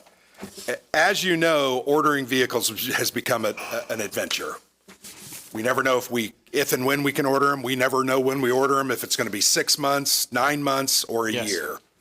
So with that concern, we've already got our cars for 2023, but we received or paid for those or didn't pay for them. We ordered those budgeted last for those. March and received them like December 29th. So Okay. it took us about 9 months to get the cars from the time we ordered those. So with the request tonight, we have 5 staff vehicles. We're talking administrative vehicles, detective vehicles. Chief has put together this spreadsheet here that's multicolored, showing the different mileages, when they were purchased, and also has kind of a recommended replacement schedule. So if we order these vehicles now, they'll come in 2024. Yes. We hope. It might be before the end of the year. Could be, yes. But you'll notice he's put kind of when those groups of cars that we've ordered over the past couple of years need to be replaced. We'll need to look at replacing the first group that was ordered in the 2021 year budget 2 years ago. Yes. We'll have to start replacing those in 2026 with the group that we're getting ready to order being replaced in roughly 2029. Yes. We think those vehicles last a little longer because they aren't involved in Correct. chases, don't put as much mileage, et cetera.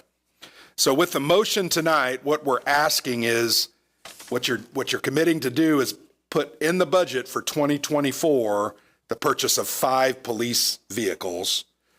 Chief, do we have an estimate of cost of those as of this point? At this point, what we're being quoted for and we're going in advance for the 2024 budget, the price for those 2024 cars, if we get 2024, not available yet. Right. So we're going off the price for the 2023 model, and we've been assured by the dealer at this point, they have 5 allotted cars in that grouping that we will get at that price if we order them.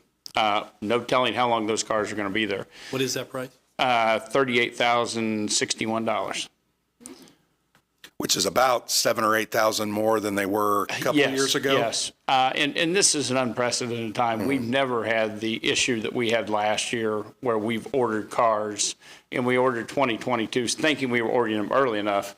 The council had the foresight to let us order those in March, which we've never done for the upcoming budgetary year.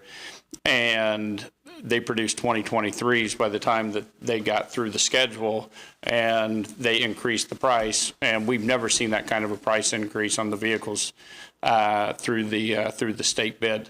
So they've assured us at this point, and the important part with this is, if there is a price increase, we are not bound to buy the cars if they come in. And if something happened and they produced 2024s later in the year and they came and the price was just a great deal more, we always have the option to not take those cars. So with that, thank you, Chief. We're asking for you to make a motion and approve the ordering of those vehicles for 2024. We think we'll get them in the next 9 to 12 months. Yes. And put that figure of about 39,000, give or take, Yes. into the budget for next year for those 5 vehicles. I'll make a motion so we can have discussion. Make a motion that we approve the 5 cars to be purchased as described. Do I have a second? Second. Okay, I got a motion and a second, so I'll open it up for discussion. Do you have any other questions for the chief? Where are we paying these out of? Not necessarily cheap, but what fund? Typically, we've paid them out of a couple of different funds. Last year, we ended up paying them out of the AARP money. Typically, we pay for vehicles out of either the general fund for the police. We've also in the past used CCD funds. Those are funds that typically replace equipment. We have those dollars because if you remember this year, we budgeted $350,000 for the purchase, so this will be much less than that, $200,000. But we'll have to put it into the budget where it makes sense, and that could change from year to year depending on what's going on. Chief, that $38,000, does that include outfitting the car? It's not the outfitting. That's just the base price of the car. Okay. We estimate a good safe estimate of about $5,000 a car. They should be cheaper than that, just from the standpoint that they're detective vehicles and staff vehicles. Okay. We don't have the lights that we normally would have in the patrol vehicles. So Okay. we just don't know the price of what they're charged with inflation and what they charge for the equipment. That's factoring that in there just in case there's a price increase. So we figure it'd be a lot cheaper than that, but we're going high just to make sure. So do you not rotate these cars with patrol? These cars, no. Our detective cars, and the benefit of the cars we get from the detective division and the administrative, they're usually lower mileage cars that when we sell those, we get more return on the car when we sell it.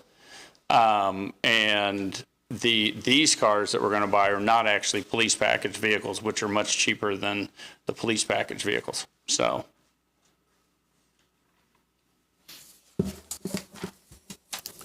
Any other questions for the chief? I think Philip had a comment he wanted to. The chair already asked my question. Oh, got it. Thank you. Okay. Thank you, Chief. Okay, thank you. If there's no other discussion, I'm going to call for the vote.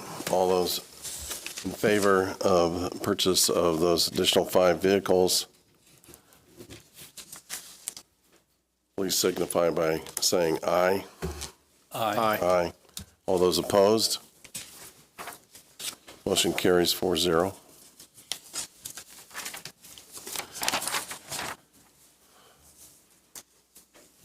Next on the agenda is a motion to approve engagement letter with Baker Tilly US LLP for the municipal sewage works, municipal advisory service related to the debt issuance and asset management plan for the possible SRF loan application grant.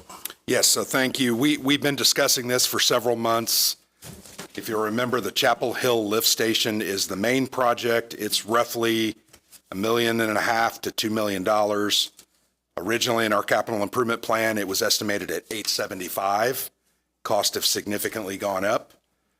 The reason we need to upgrade that station is we do have problems from time to time. We have safety concerns, efficiency concerns. There's a whole host of problems. We've also talked about upgrading and installing a larger force main from that larger pumping new lift station back to Lyndhurst to connect into the 72 that goes down to the wastewater plant. That full project would be $6.5 million. We're not asking for you to approve that tonight. We're not saying that's what we're going to do. There's 3 different options we're going to investigate. What we're asking for you tonight, the next 2 items are actually in association with this. Baker Tilly needs to do a revenue forecast, looking at the cost of those loans, what the repayment schedule might be. That is section A and B. If you look on page, I've highlighted it in mine. Let me get to it, sorry. On page 8 of 14, they're actually A through G as a part of this project. These are all not to exceed figures. The initial one is A and B, which is general advisory services on this deal, and securities issuance, which is basically filling out the required application documents. That's not to exceed $20,000. I am still negotiating those fees with them. So if you approve this tonight, I'm going to tell you to give me authority to continue those negotiations to get the best price. We also will do number C, which potentially could be up to $65,000 if we do an SRF loan. We don't know that that's definitely going to be what we're going to do.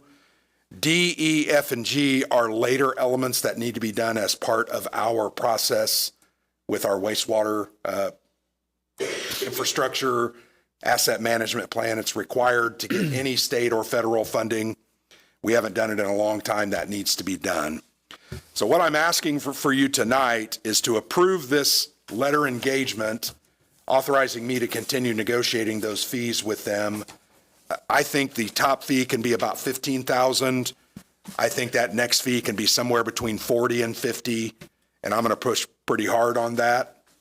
But I need this to move forward because we have a deadline at the end of the month, and we've been working on this for months, but it just takes time. So with that, I'll answer any questions that you might have. This is something we have to generally do anytime we do a state revolving fund loan. The state revolving fund loans at this point have interest rates anywhere from 1% to 5%, depending on the standing of the community, our financial backing, our rates, et cetera. So that the range of that rate could be, like I said, 1% to 5%. We're hoping to get somewhere in the middle there.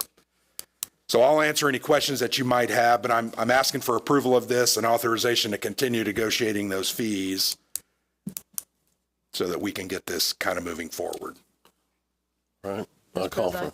I make a motion that we approve the engagement letter so our town manager can continue forward with what we may need to do here. Second. Okay, you got a motion and a second. I'll open up for the discussion at this point in time. Grant, was this not part of the initial study for the water and sewer? No, with the rate analysis, no, it was not. Jacob and I talked about this about a year ago, And we knew if we were going to do that lift station project and get a SRF loan, state revolving fund loan, that we would have to do this. Separately from that? Separately from that, it is separate. Okay. So then what does that do? Obviously, rates out in that area are higher, is that Yes, correct? yes. And those rates will cover this then? That's one thing that Baker Tilly is trying to help us better understand, and I believe the answer is yes. Okay. I believe we have some cash that we could pay in also and not have to take out the full, whether we do the whole project or not. I think we can pay $1 million or $1.5 million in cash so we could keep our rates not having to go up and still have some room to do other needed projects. This also may not be the highest priority. We're kind of working through some of that. We're working on that with Brad Sloan and Baker Tilly. We might want to do some other projects and maybe let this go, and that will decide whether we do this or not. That's why I need to continue discussions with them and negotiating that fact. Just to tag on Councilor Fisher's comment, so rates outside of our town are 50% higher than rates inside of our Yes. town. It's been that way since the beginning of our town. But whatever we adjust, it adjusts all ratepayers, not someone outside of town versus Potentially, someone inside. yes. Yeah. If we would have a rate increase, I don't anticipate a rate increase with this project.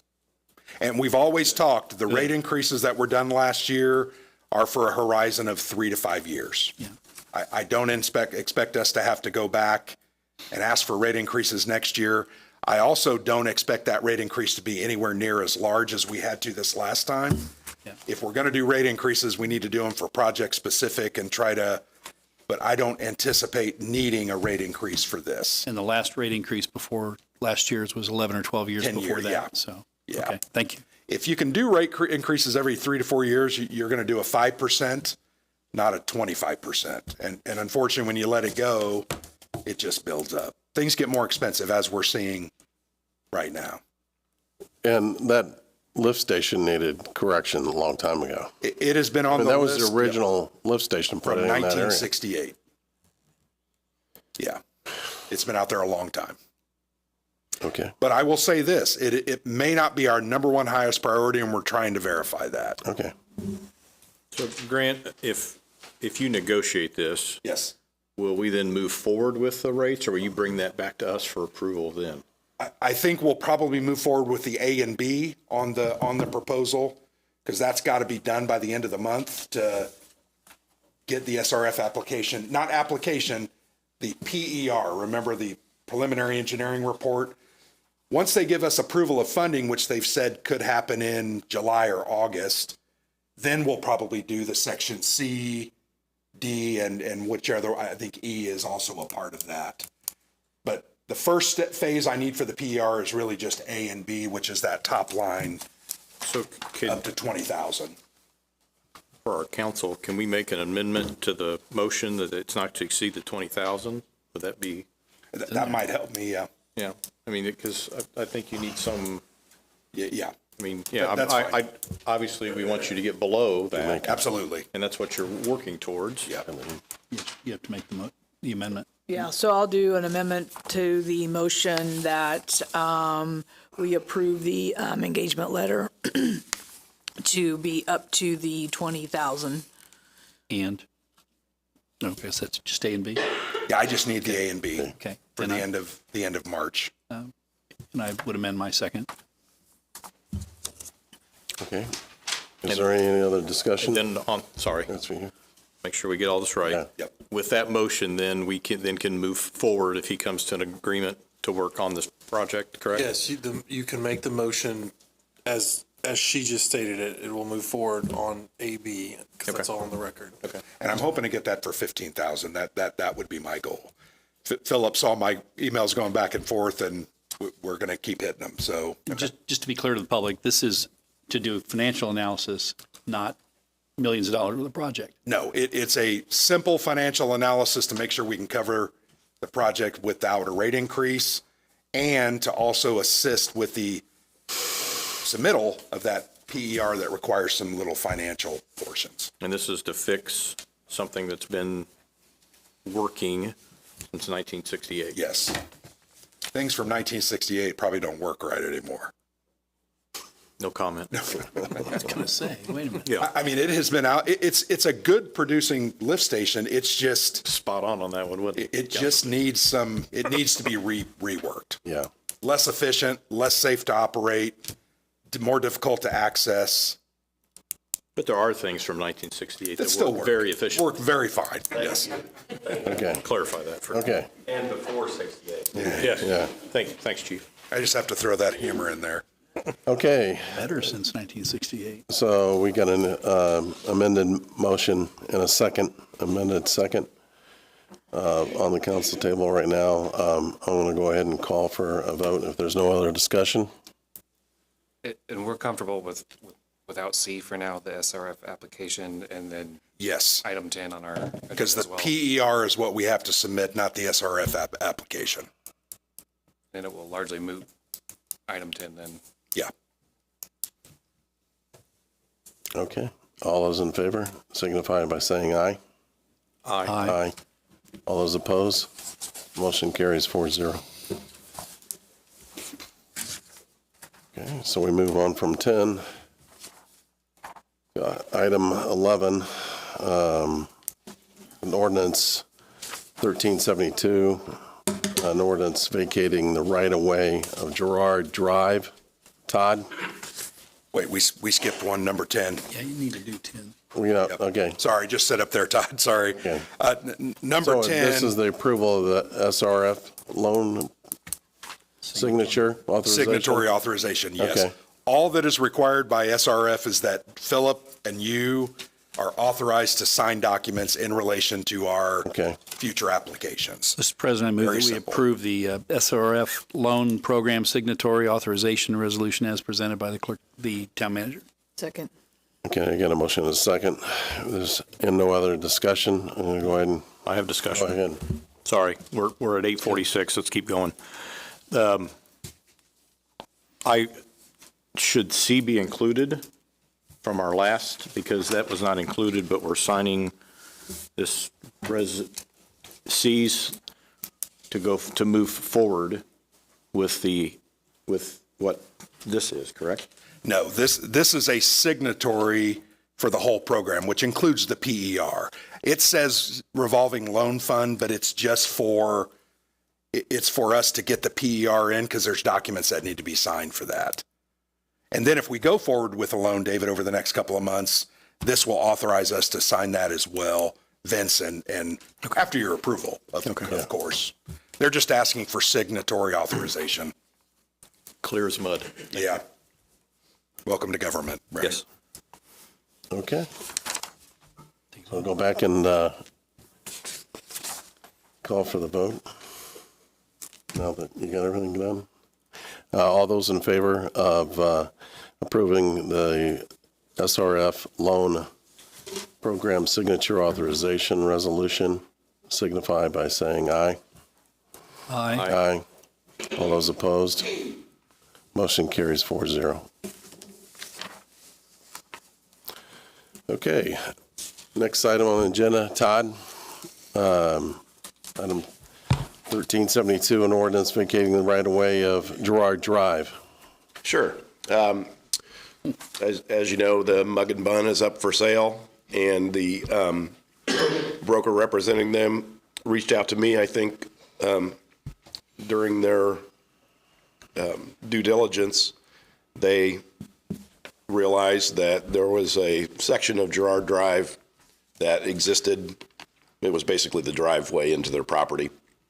They own the property on both sides, so it's a pretty straightforward vacation. Just will make their sale of that property a lot easier to not have that burden on the property. So I talked it over with Rob, and he thought it was the way to go, just to vacate it. Nothing lost there. So if you look at the exhibit, you can see it goes right down the middle of the Mug and Bun property. Only access those 3 or 4 properties, it doesn't go through to other areas. So we're not cutting anybody off. It's literally right in the middle of their parking lot. Okay, sorry, I have a motion so we can discuss it. Mr. President, I'll move that we approve the ordinance 1372 as presented.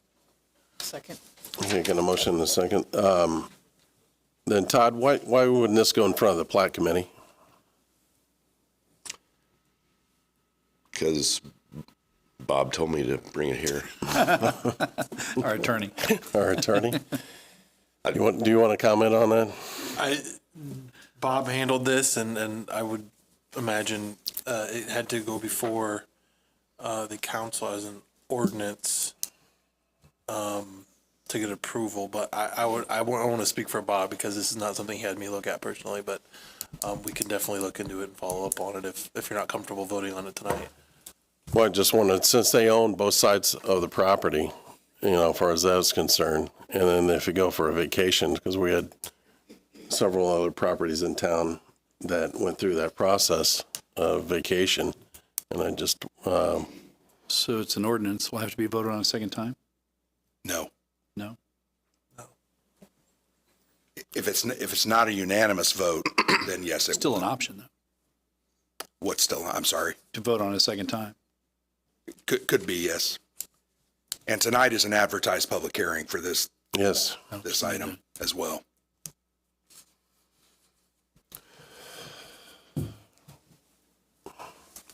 guess as far as checking into it, that's the correct procedure to do that. Grant? It's very common for communities. We own the rights of way. We are vacating this right of way. We're saying that we no longer need it. That's what this ordinance is saying. A plat committee, while Marion County has that, we're not necessarily bound by that. Mm-hmm. This is property owned by us. I think Bob felt like this was the simplest way to go. Okay. All right. Any other questions? So do we need to have a public hearing? We do, yes. It has been advertised as a public hearing, so we need to open, take comment, and then close. Okay. Do you want to do that? Let's go ahead and I'll go ahead and open the public hearing in relationship to the vacation of the right-of-way of Gerard Drive on their ordinance 1372. And this is an alley strictly it'd be south of 10th Street.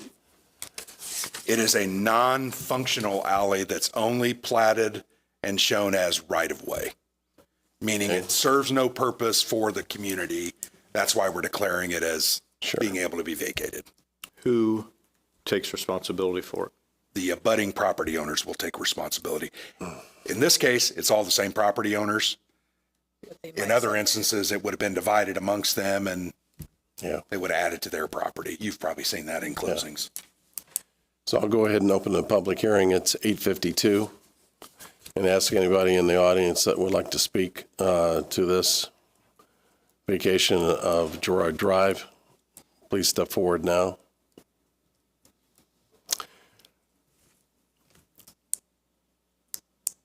I'll go ahead and close it at 8:53.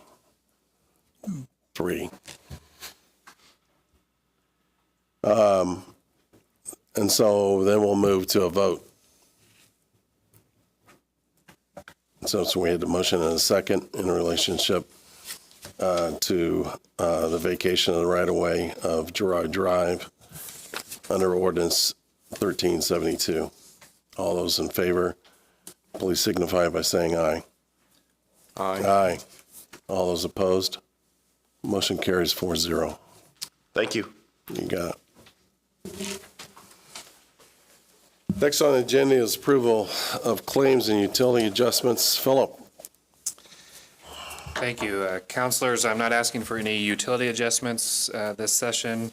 I do have two separate sets of claims that I am asking for your approval of and would answer any questions that you might pose. The dates for the first one are January 1st of 23 through March 2nd of 23, and that's for payroll and stipends during that time period. The second time period is February 25th through March 10th, 23. And I would ask for your approval. Okay, do we have a motion for approval of claims? Mr. President, I make a motion, we approve the claims as presented by our clerk treasurer. Second. Okay, I got a motion and a second. Is there any discussion concerning the claims? The only comment I would say is typically we do call those amounts out. So the one, $871,010.70, and then the one from January 1 to March is, sorry, $1,484,999.20. Okay. Just so that the record's clear on what those amounts are.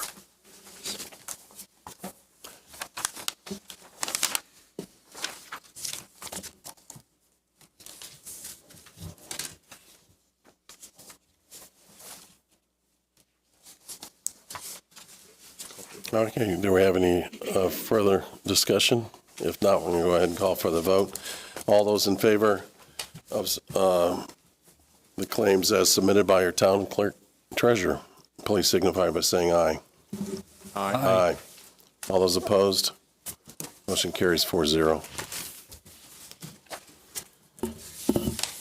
Okay, now a report from our department supervisors, if they're still here. So, Police Chief Chuck Upcharts, In case you're going off the list here. you got it. We're going off the list. Okay, really quickly, we'd like to recognize Officer Mike Marsteller, who retired last Thursday. Mike provided the town with 24 years of faithful service, and we wish Mike nothing but the best. We had a reception for him last week that was very well attended, and he was very appreciative of that. Just to keep the council updated, we have, through our last lateral process, we've come up with two very good candidates. One of those candidates has been given an offer or a conditional offer of employment, and he's scheduled to go down for his medical and psychological testing here in the next week or so. The second officer will be meeting with him on Wednesday, and we plan to give him a conditional offer of employment also. So if everything goes well with those two officers, we will finally be full staffed. That is even with the retirement of Officer Marsteller. So today, we also swore in an additional reserve officer. We brought back one of our reserves that had spent many years with us, and he went to Whitestown, and he wanted to come back here. So we swore Officer Don Cantrell back in today, and he will begin his service immediately. So just to give you a quick recap of our 2022-year summary, last year the department responded to 25,548 incidents. The department made 884 criminal arrests, issued 5,735 traffic citations, issued 755 traffic warnings, and also issued 1,375 town ordinance violations. The department also responded to 665 traffic crashes and completed 1,956 incident reports. So just to give you a quick update on code enforcement, issued 5 verbal warnings in February, 9 citations, investigated 73 complaints, investigated 15 disorderly houses, and did 10 site visits. The building inspection issued 14 warnings, or verbal warnings, 9 written warnings, 27 public assists, 43 complaints, and 215 building inspections, and they did 341 site visits. So that's all I have tonight. Busy year. Busy year. Yeah. So. Thank you. Hey, congrats. Thank you. Yeah, Thank you very much. absolutely. See his ring? Yeah. I'm referring to a ring on his left hand. Yes. Okay, next up, Cheryl McElroy, Communications. Good evening. I'm going to start with a question. It's after 9. Does anyone want me to order pizza delivery? No, I'm starving. All I really have tonight are a couple reminders. Heavy trash days this week are March 14, 15, and 16. Waste Management has asked us to share a new policy. It's not new to them, but maybe new to us. Mattresses and any furniture that is covered with fabric has to be covered in plastic or it will not be picked up. That's for the cleanliness and health safety of their crew. I think we had that before. It was requested, but they are now actually enforcing it. Yard waste from the street department will begin in April. It is on the calendar on the website if you need to know the dates, and we'll send out reminders before then, but that will be coming up in April. A couple of events. March 17th, Speedway Chamber of Commerce is having the St. Patrick's Day Crawl on Main. Establishments on Main Street will be offering different food and beverage specials. And Friday, May 26th, I just put in an announcement today, or actually over the weekend, Rockin' on Main will be returning this year on Carb Night. Live music, food, party garden, possibly some vintage cars this year. Working on details still, so more will be forthcoming. That's all I have. Fantastic. Okay. Any questions for Questions? Cheryl? No, thank you. Thank you. Todd, our Economic Director. Thank you. I won't mention anything about the Wilshaw. We've talked enough about that tonight. But did participate in a Indianapolis Metropolitan Planning Organization housing discussion. They were reaching out specifically to the excluded towns and communities in Marion County. So it'll be interesting to see how that housing study comes back. Met recently with the Founder Square developers. They're still on track for a October opening. They're hopeful.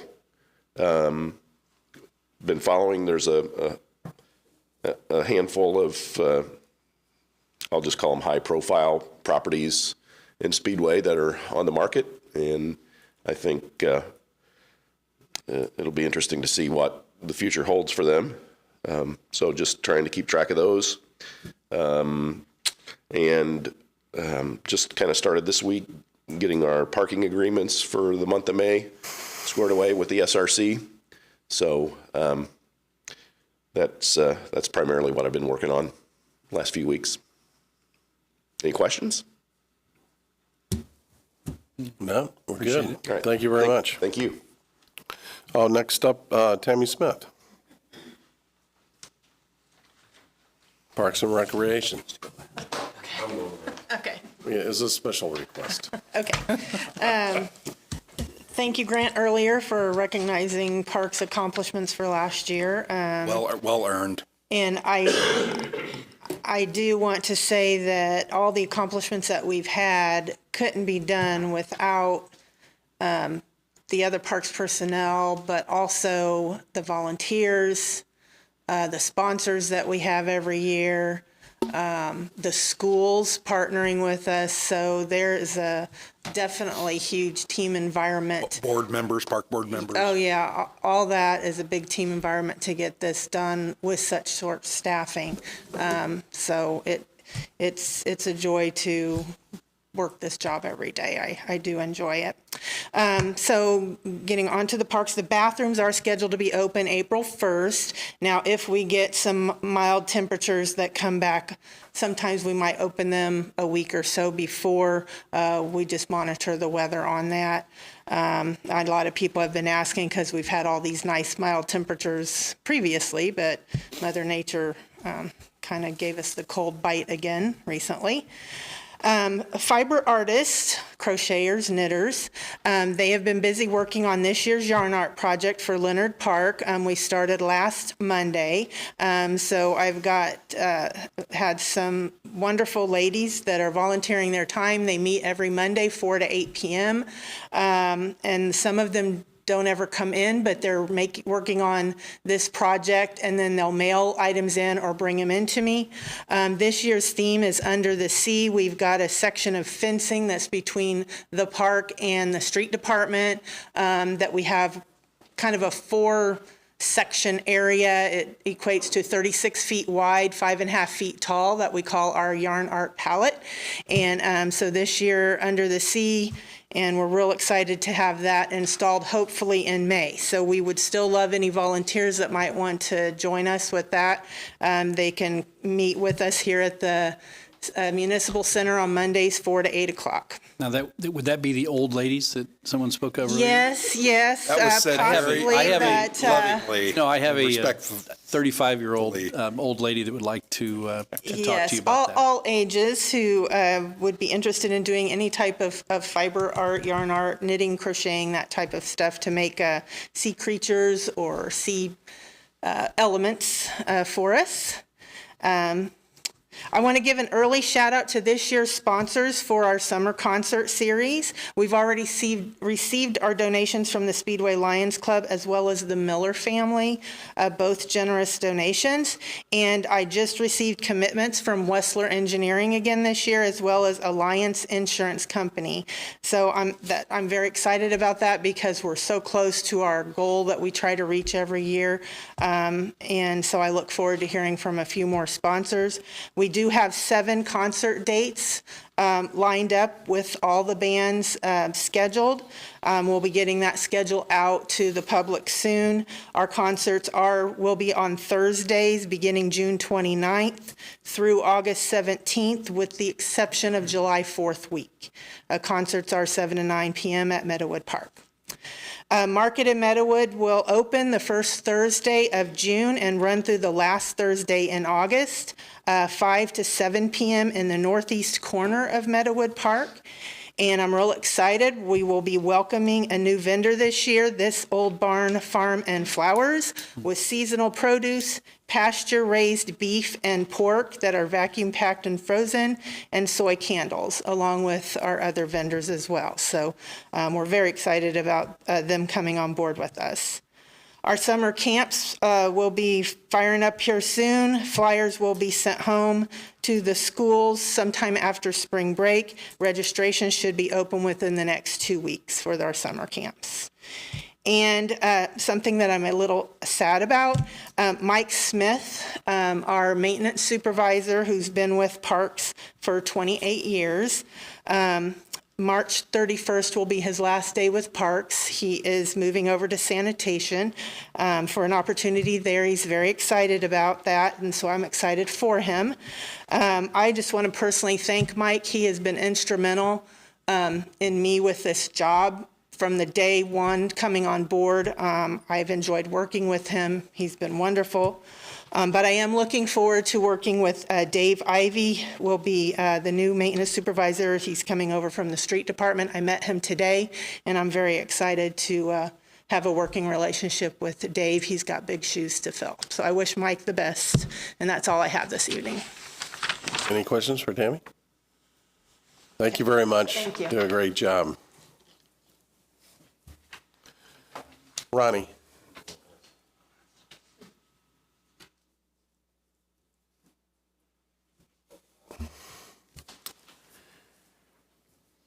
So you're going to handle all the public works? Try to. Yeah. How's everyone doing tonight? Great. I guess we'll start with the street department. Business as usual there. They're starting patching potholes. It's that time of year. And street cleaning and picking up right-of-way trash. And they installed a new light pole at the roundabout. I guess car accident there. Okay, moving on to wastewater. Business as usual there too. Wastewater treated 116 million gallons of water in February. Their maintenance department has been working on their UV for disinfection for the season. That'll be starting April 1st.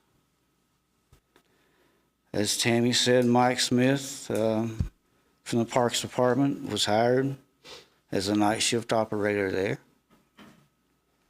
So that makes the wastewater fully staffed. So, moving on to the waterworks, business as usual there. The groundwater plant treated 58 million in February. The tour for the resident academy, that went well. That was a blast. Precision Controls is finishing up the preliminary upgrades.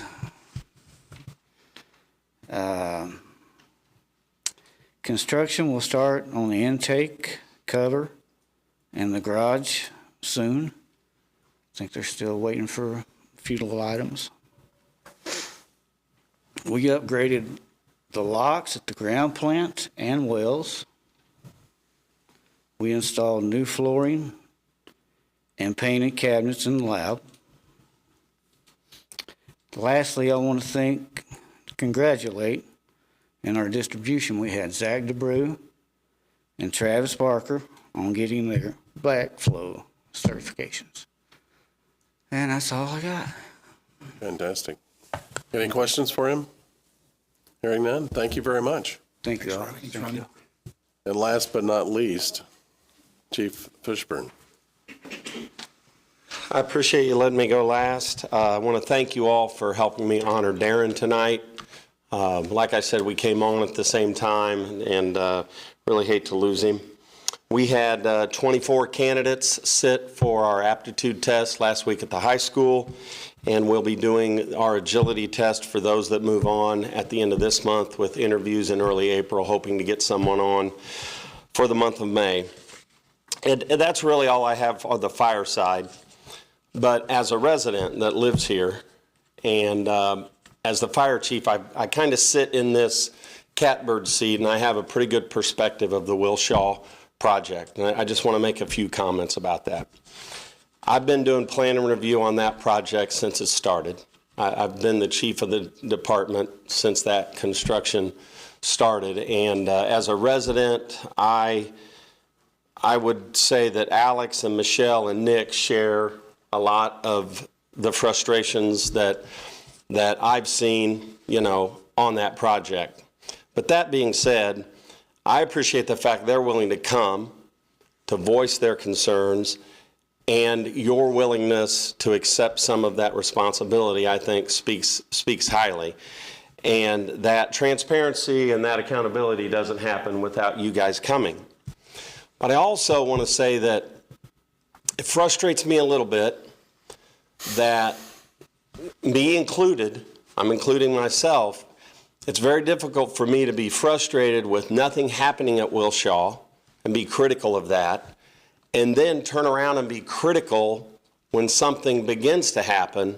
I don't think we can have it both ways. And that's not to say that we shouldn't really look at this company very closely, like Nick said. This financing's a big deal. But at the end of the day, we do have elected officials, which Alex pointed out. Constituents elect you. And if they want change, they can make their voices heard. But you and redevelopment have to do what you think's best with the money that's out there. If that's a lawsuit, that's up to you. But I think that more people need to fill your emails and to voice their concerns so that they're heard. So I see both sides of it, but I kind of want to say I'm glad something is moving forward. And then I also want to say I can't imagine someone investing $25–30 million in a project in a building that would not be engineering sound. They're going to do so much due diligence if they're doing that. I know it's been inspected. I know that they've had the metal checked. The longer it sits there, I think there's a big, there's a big chance that some of that does deteriorate. But I will say from my perspective, in the meetings that I've been in, and I've been in a lot of them pre-construction, that to date, that is a structurally sound building. But nobody's going to invest that kind of money without doing more due diligence on that particular thing. I don't think it would be unsafe, although I think that that's a question that should be asked. So that being said, I appreciate your time. Any questions? Okay, let's move on. Town manager's report. I have 3 items this evening. Because of spring break holiday coming up, there will be no March 27th town council meeting. I think that we discussed that a couple of weeks ago. You should have received as a community leader a questionnaire from Kieser Consulting regarding the Parks Master Plan update that we just started the process of. So it's about 3 pages. Took me about 45 minutes today to finish. So just be aware of that. They would like to have that back by March 31st. Resident Academy is going very well. Ronnie hosted session number 3 last Tuesday evening. We had 25 residents show up. His staff did an excellent job of showing how a water main break works and how a tap of a hot water main goes. Showed us a fire hydrant, took us through the plants. I think they did a great job, and I wanted to thank them for that. Session number 4 is on March 21st. We'll be at the wastewater plant, and that is a by invitation only thing. We did an application process. We accepted everyone that applied. We had 31 that applied, and we accepted all. But it's going fairly well. We have 2 sessions remaining. So that's all that I have for you this evening. Thank you. I got a question for you, Grant.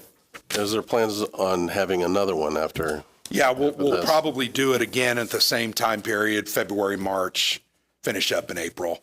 Yeah. Okay, so next year. So the goal is to kind of do it every year. Now, as we get waning attendance, we might give it a year off and do it every other year for a while. But there's been good interest, and my guess is there's going to be a lot more interest next year. So okay, fantastic. It's been fun. Thank you.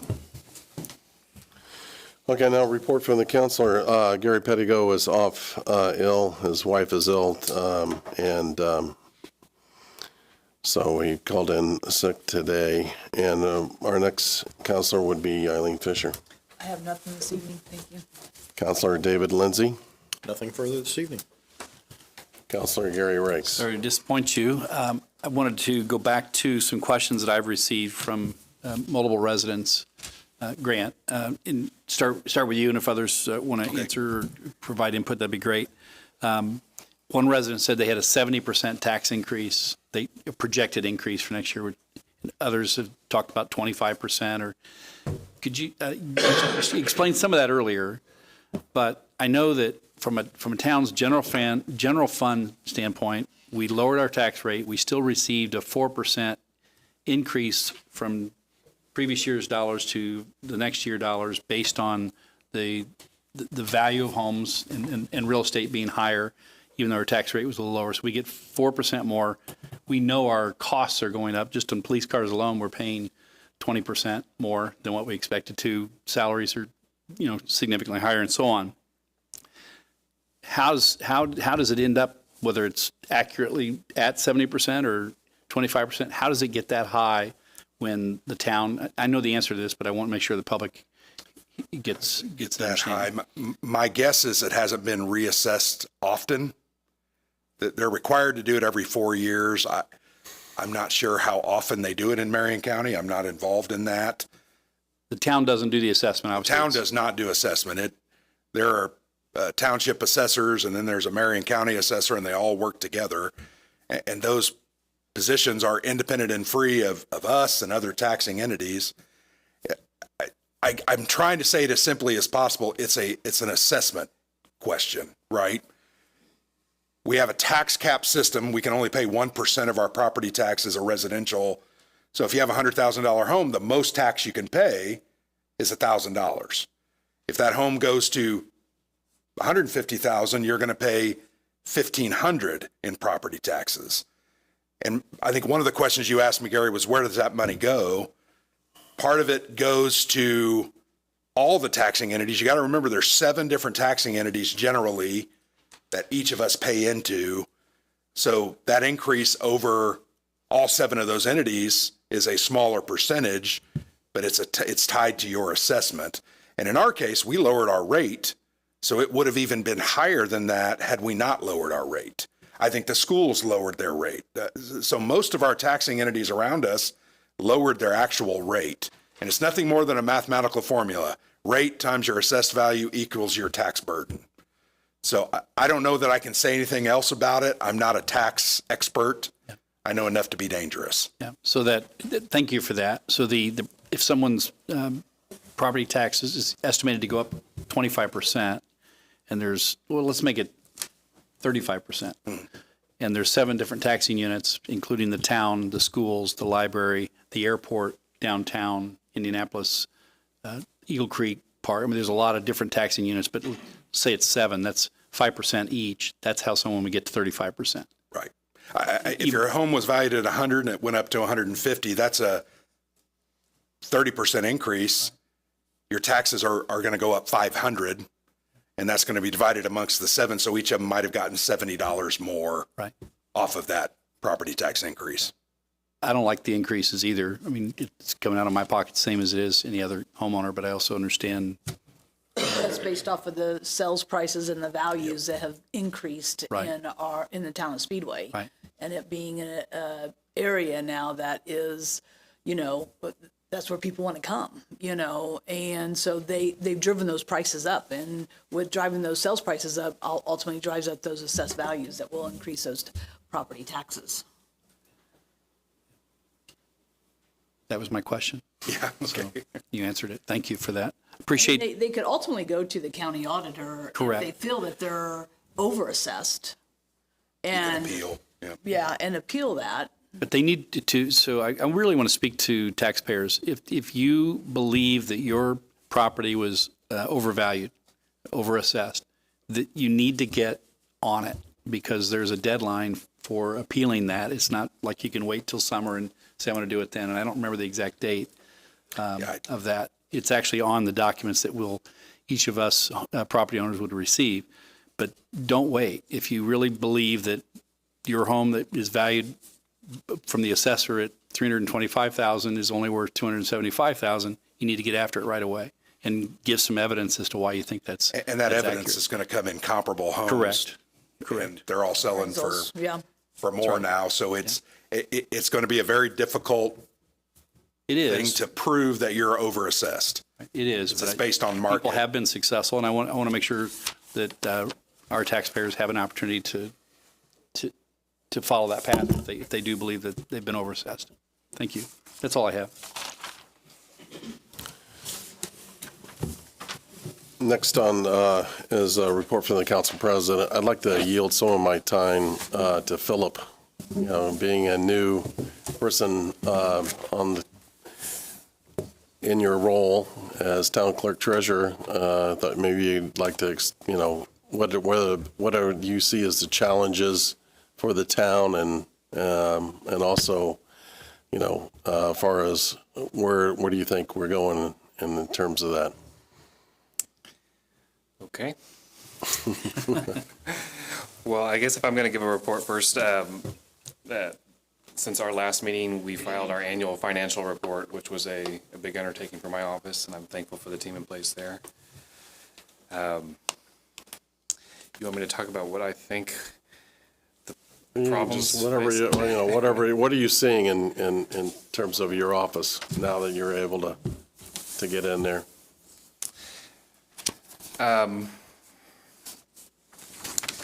Well, I think that we have a good firm foundation that Jacob left us in his time there, and I'm eager to build upon that. We have efforts that we are in the planning stages of to increase transparency by use of our website, both for the benefit of the council and then for the benefit of the public in making all of the decisions that you have to make. Our office is one of the key touch points with the community.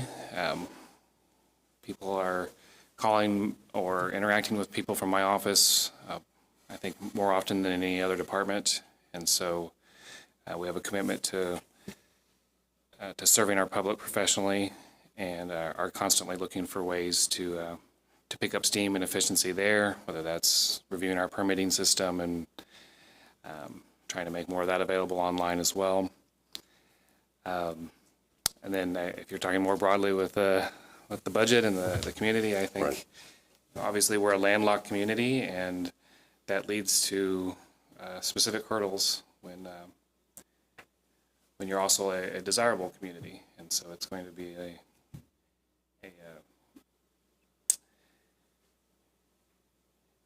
it's going to be an ongoing issue, and we're thinking about where to spend our dollars and how we continue to make sure that we hold on to the traditions of our past that have made this a great community where people like me wanted to come, but still look forward and try to bring in that economic development. So for someone like me, it's exciting to be a part of that. Great. Good. Thank you. I just want to give you an opportunity to speak to the public.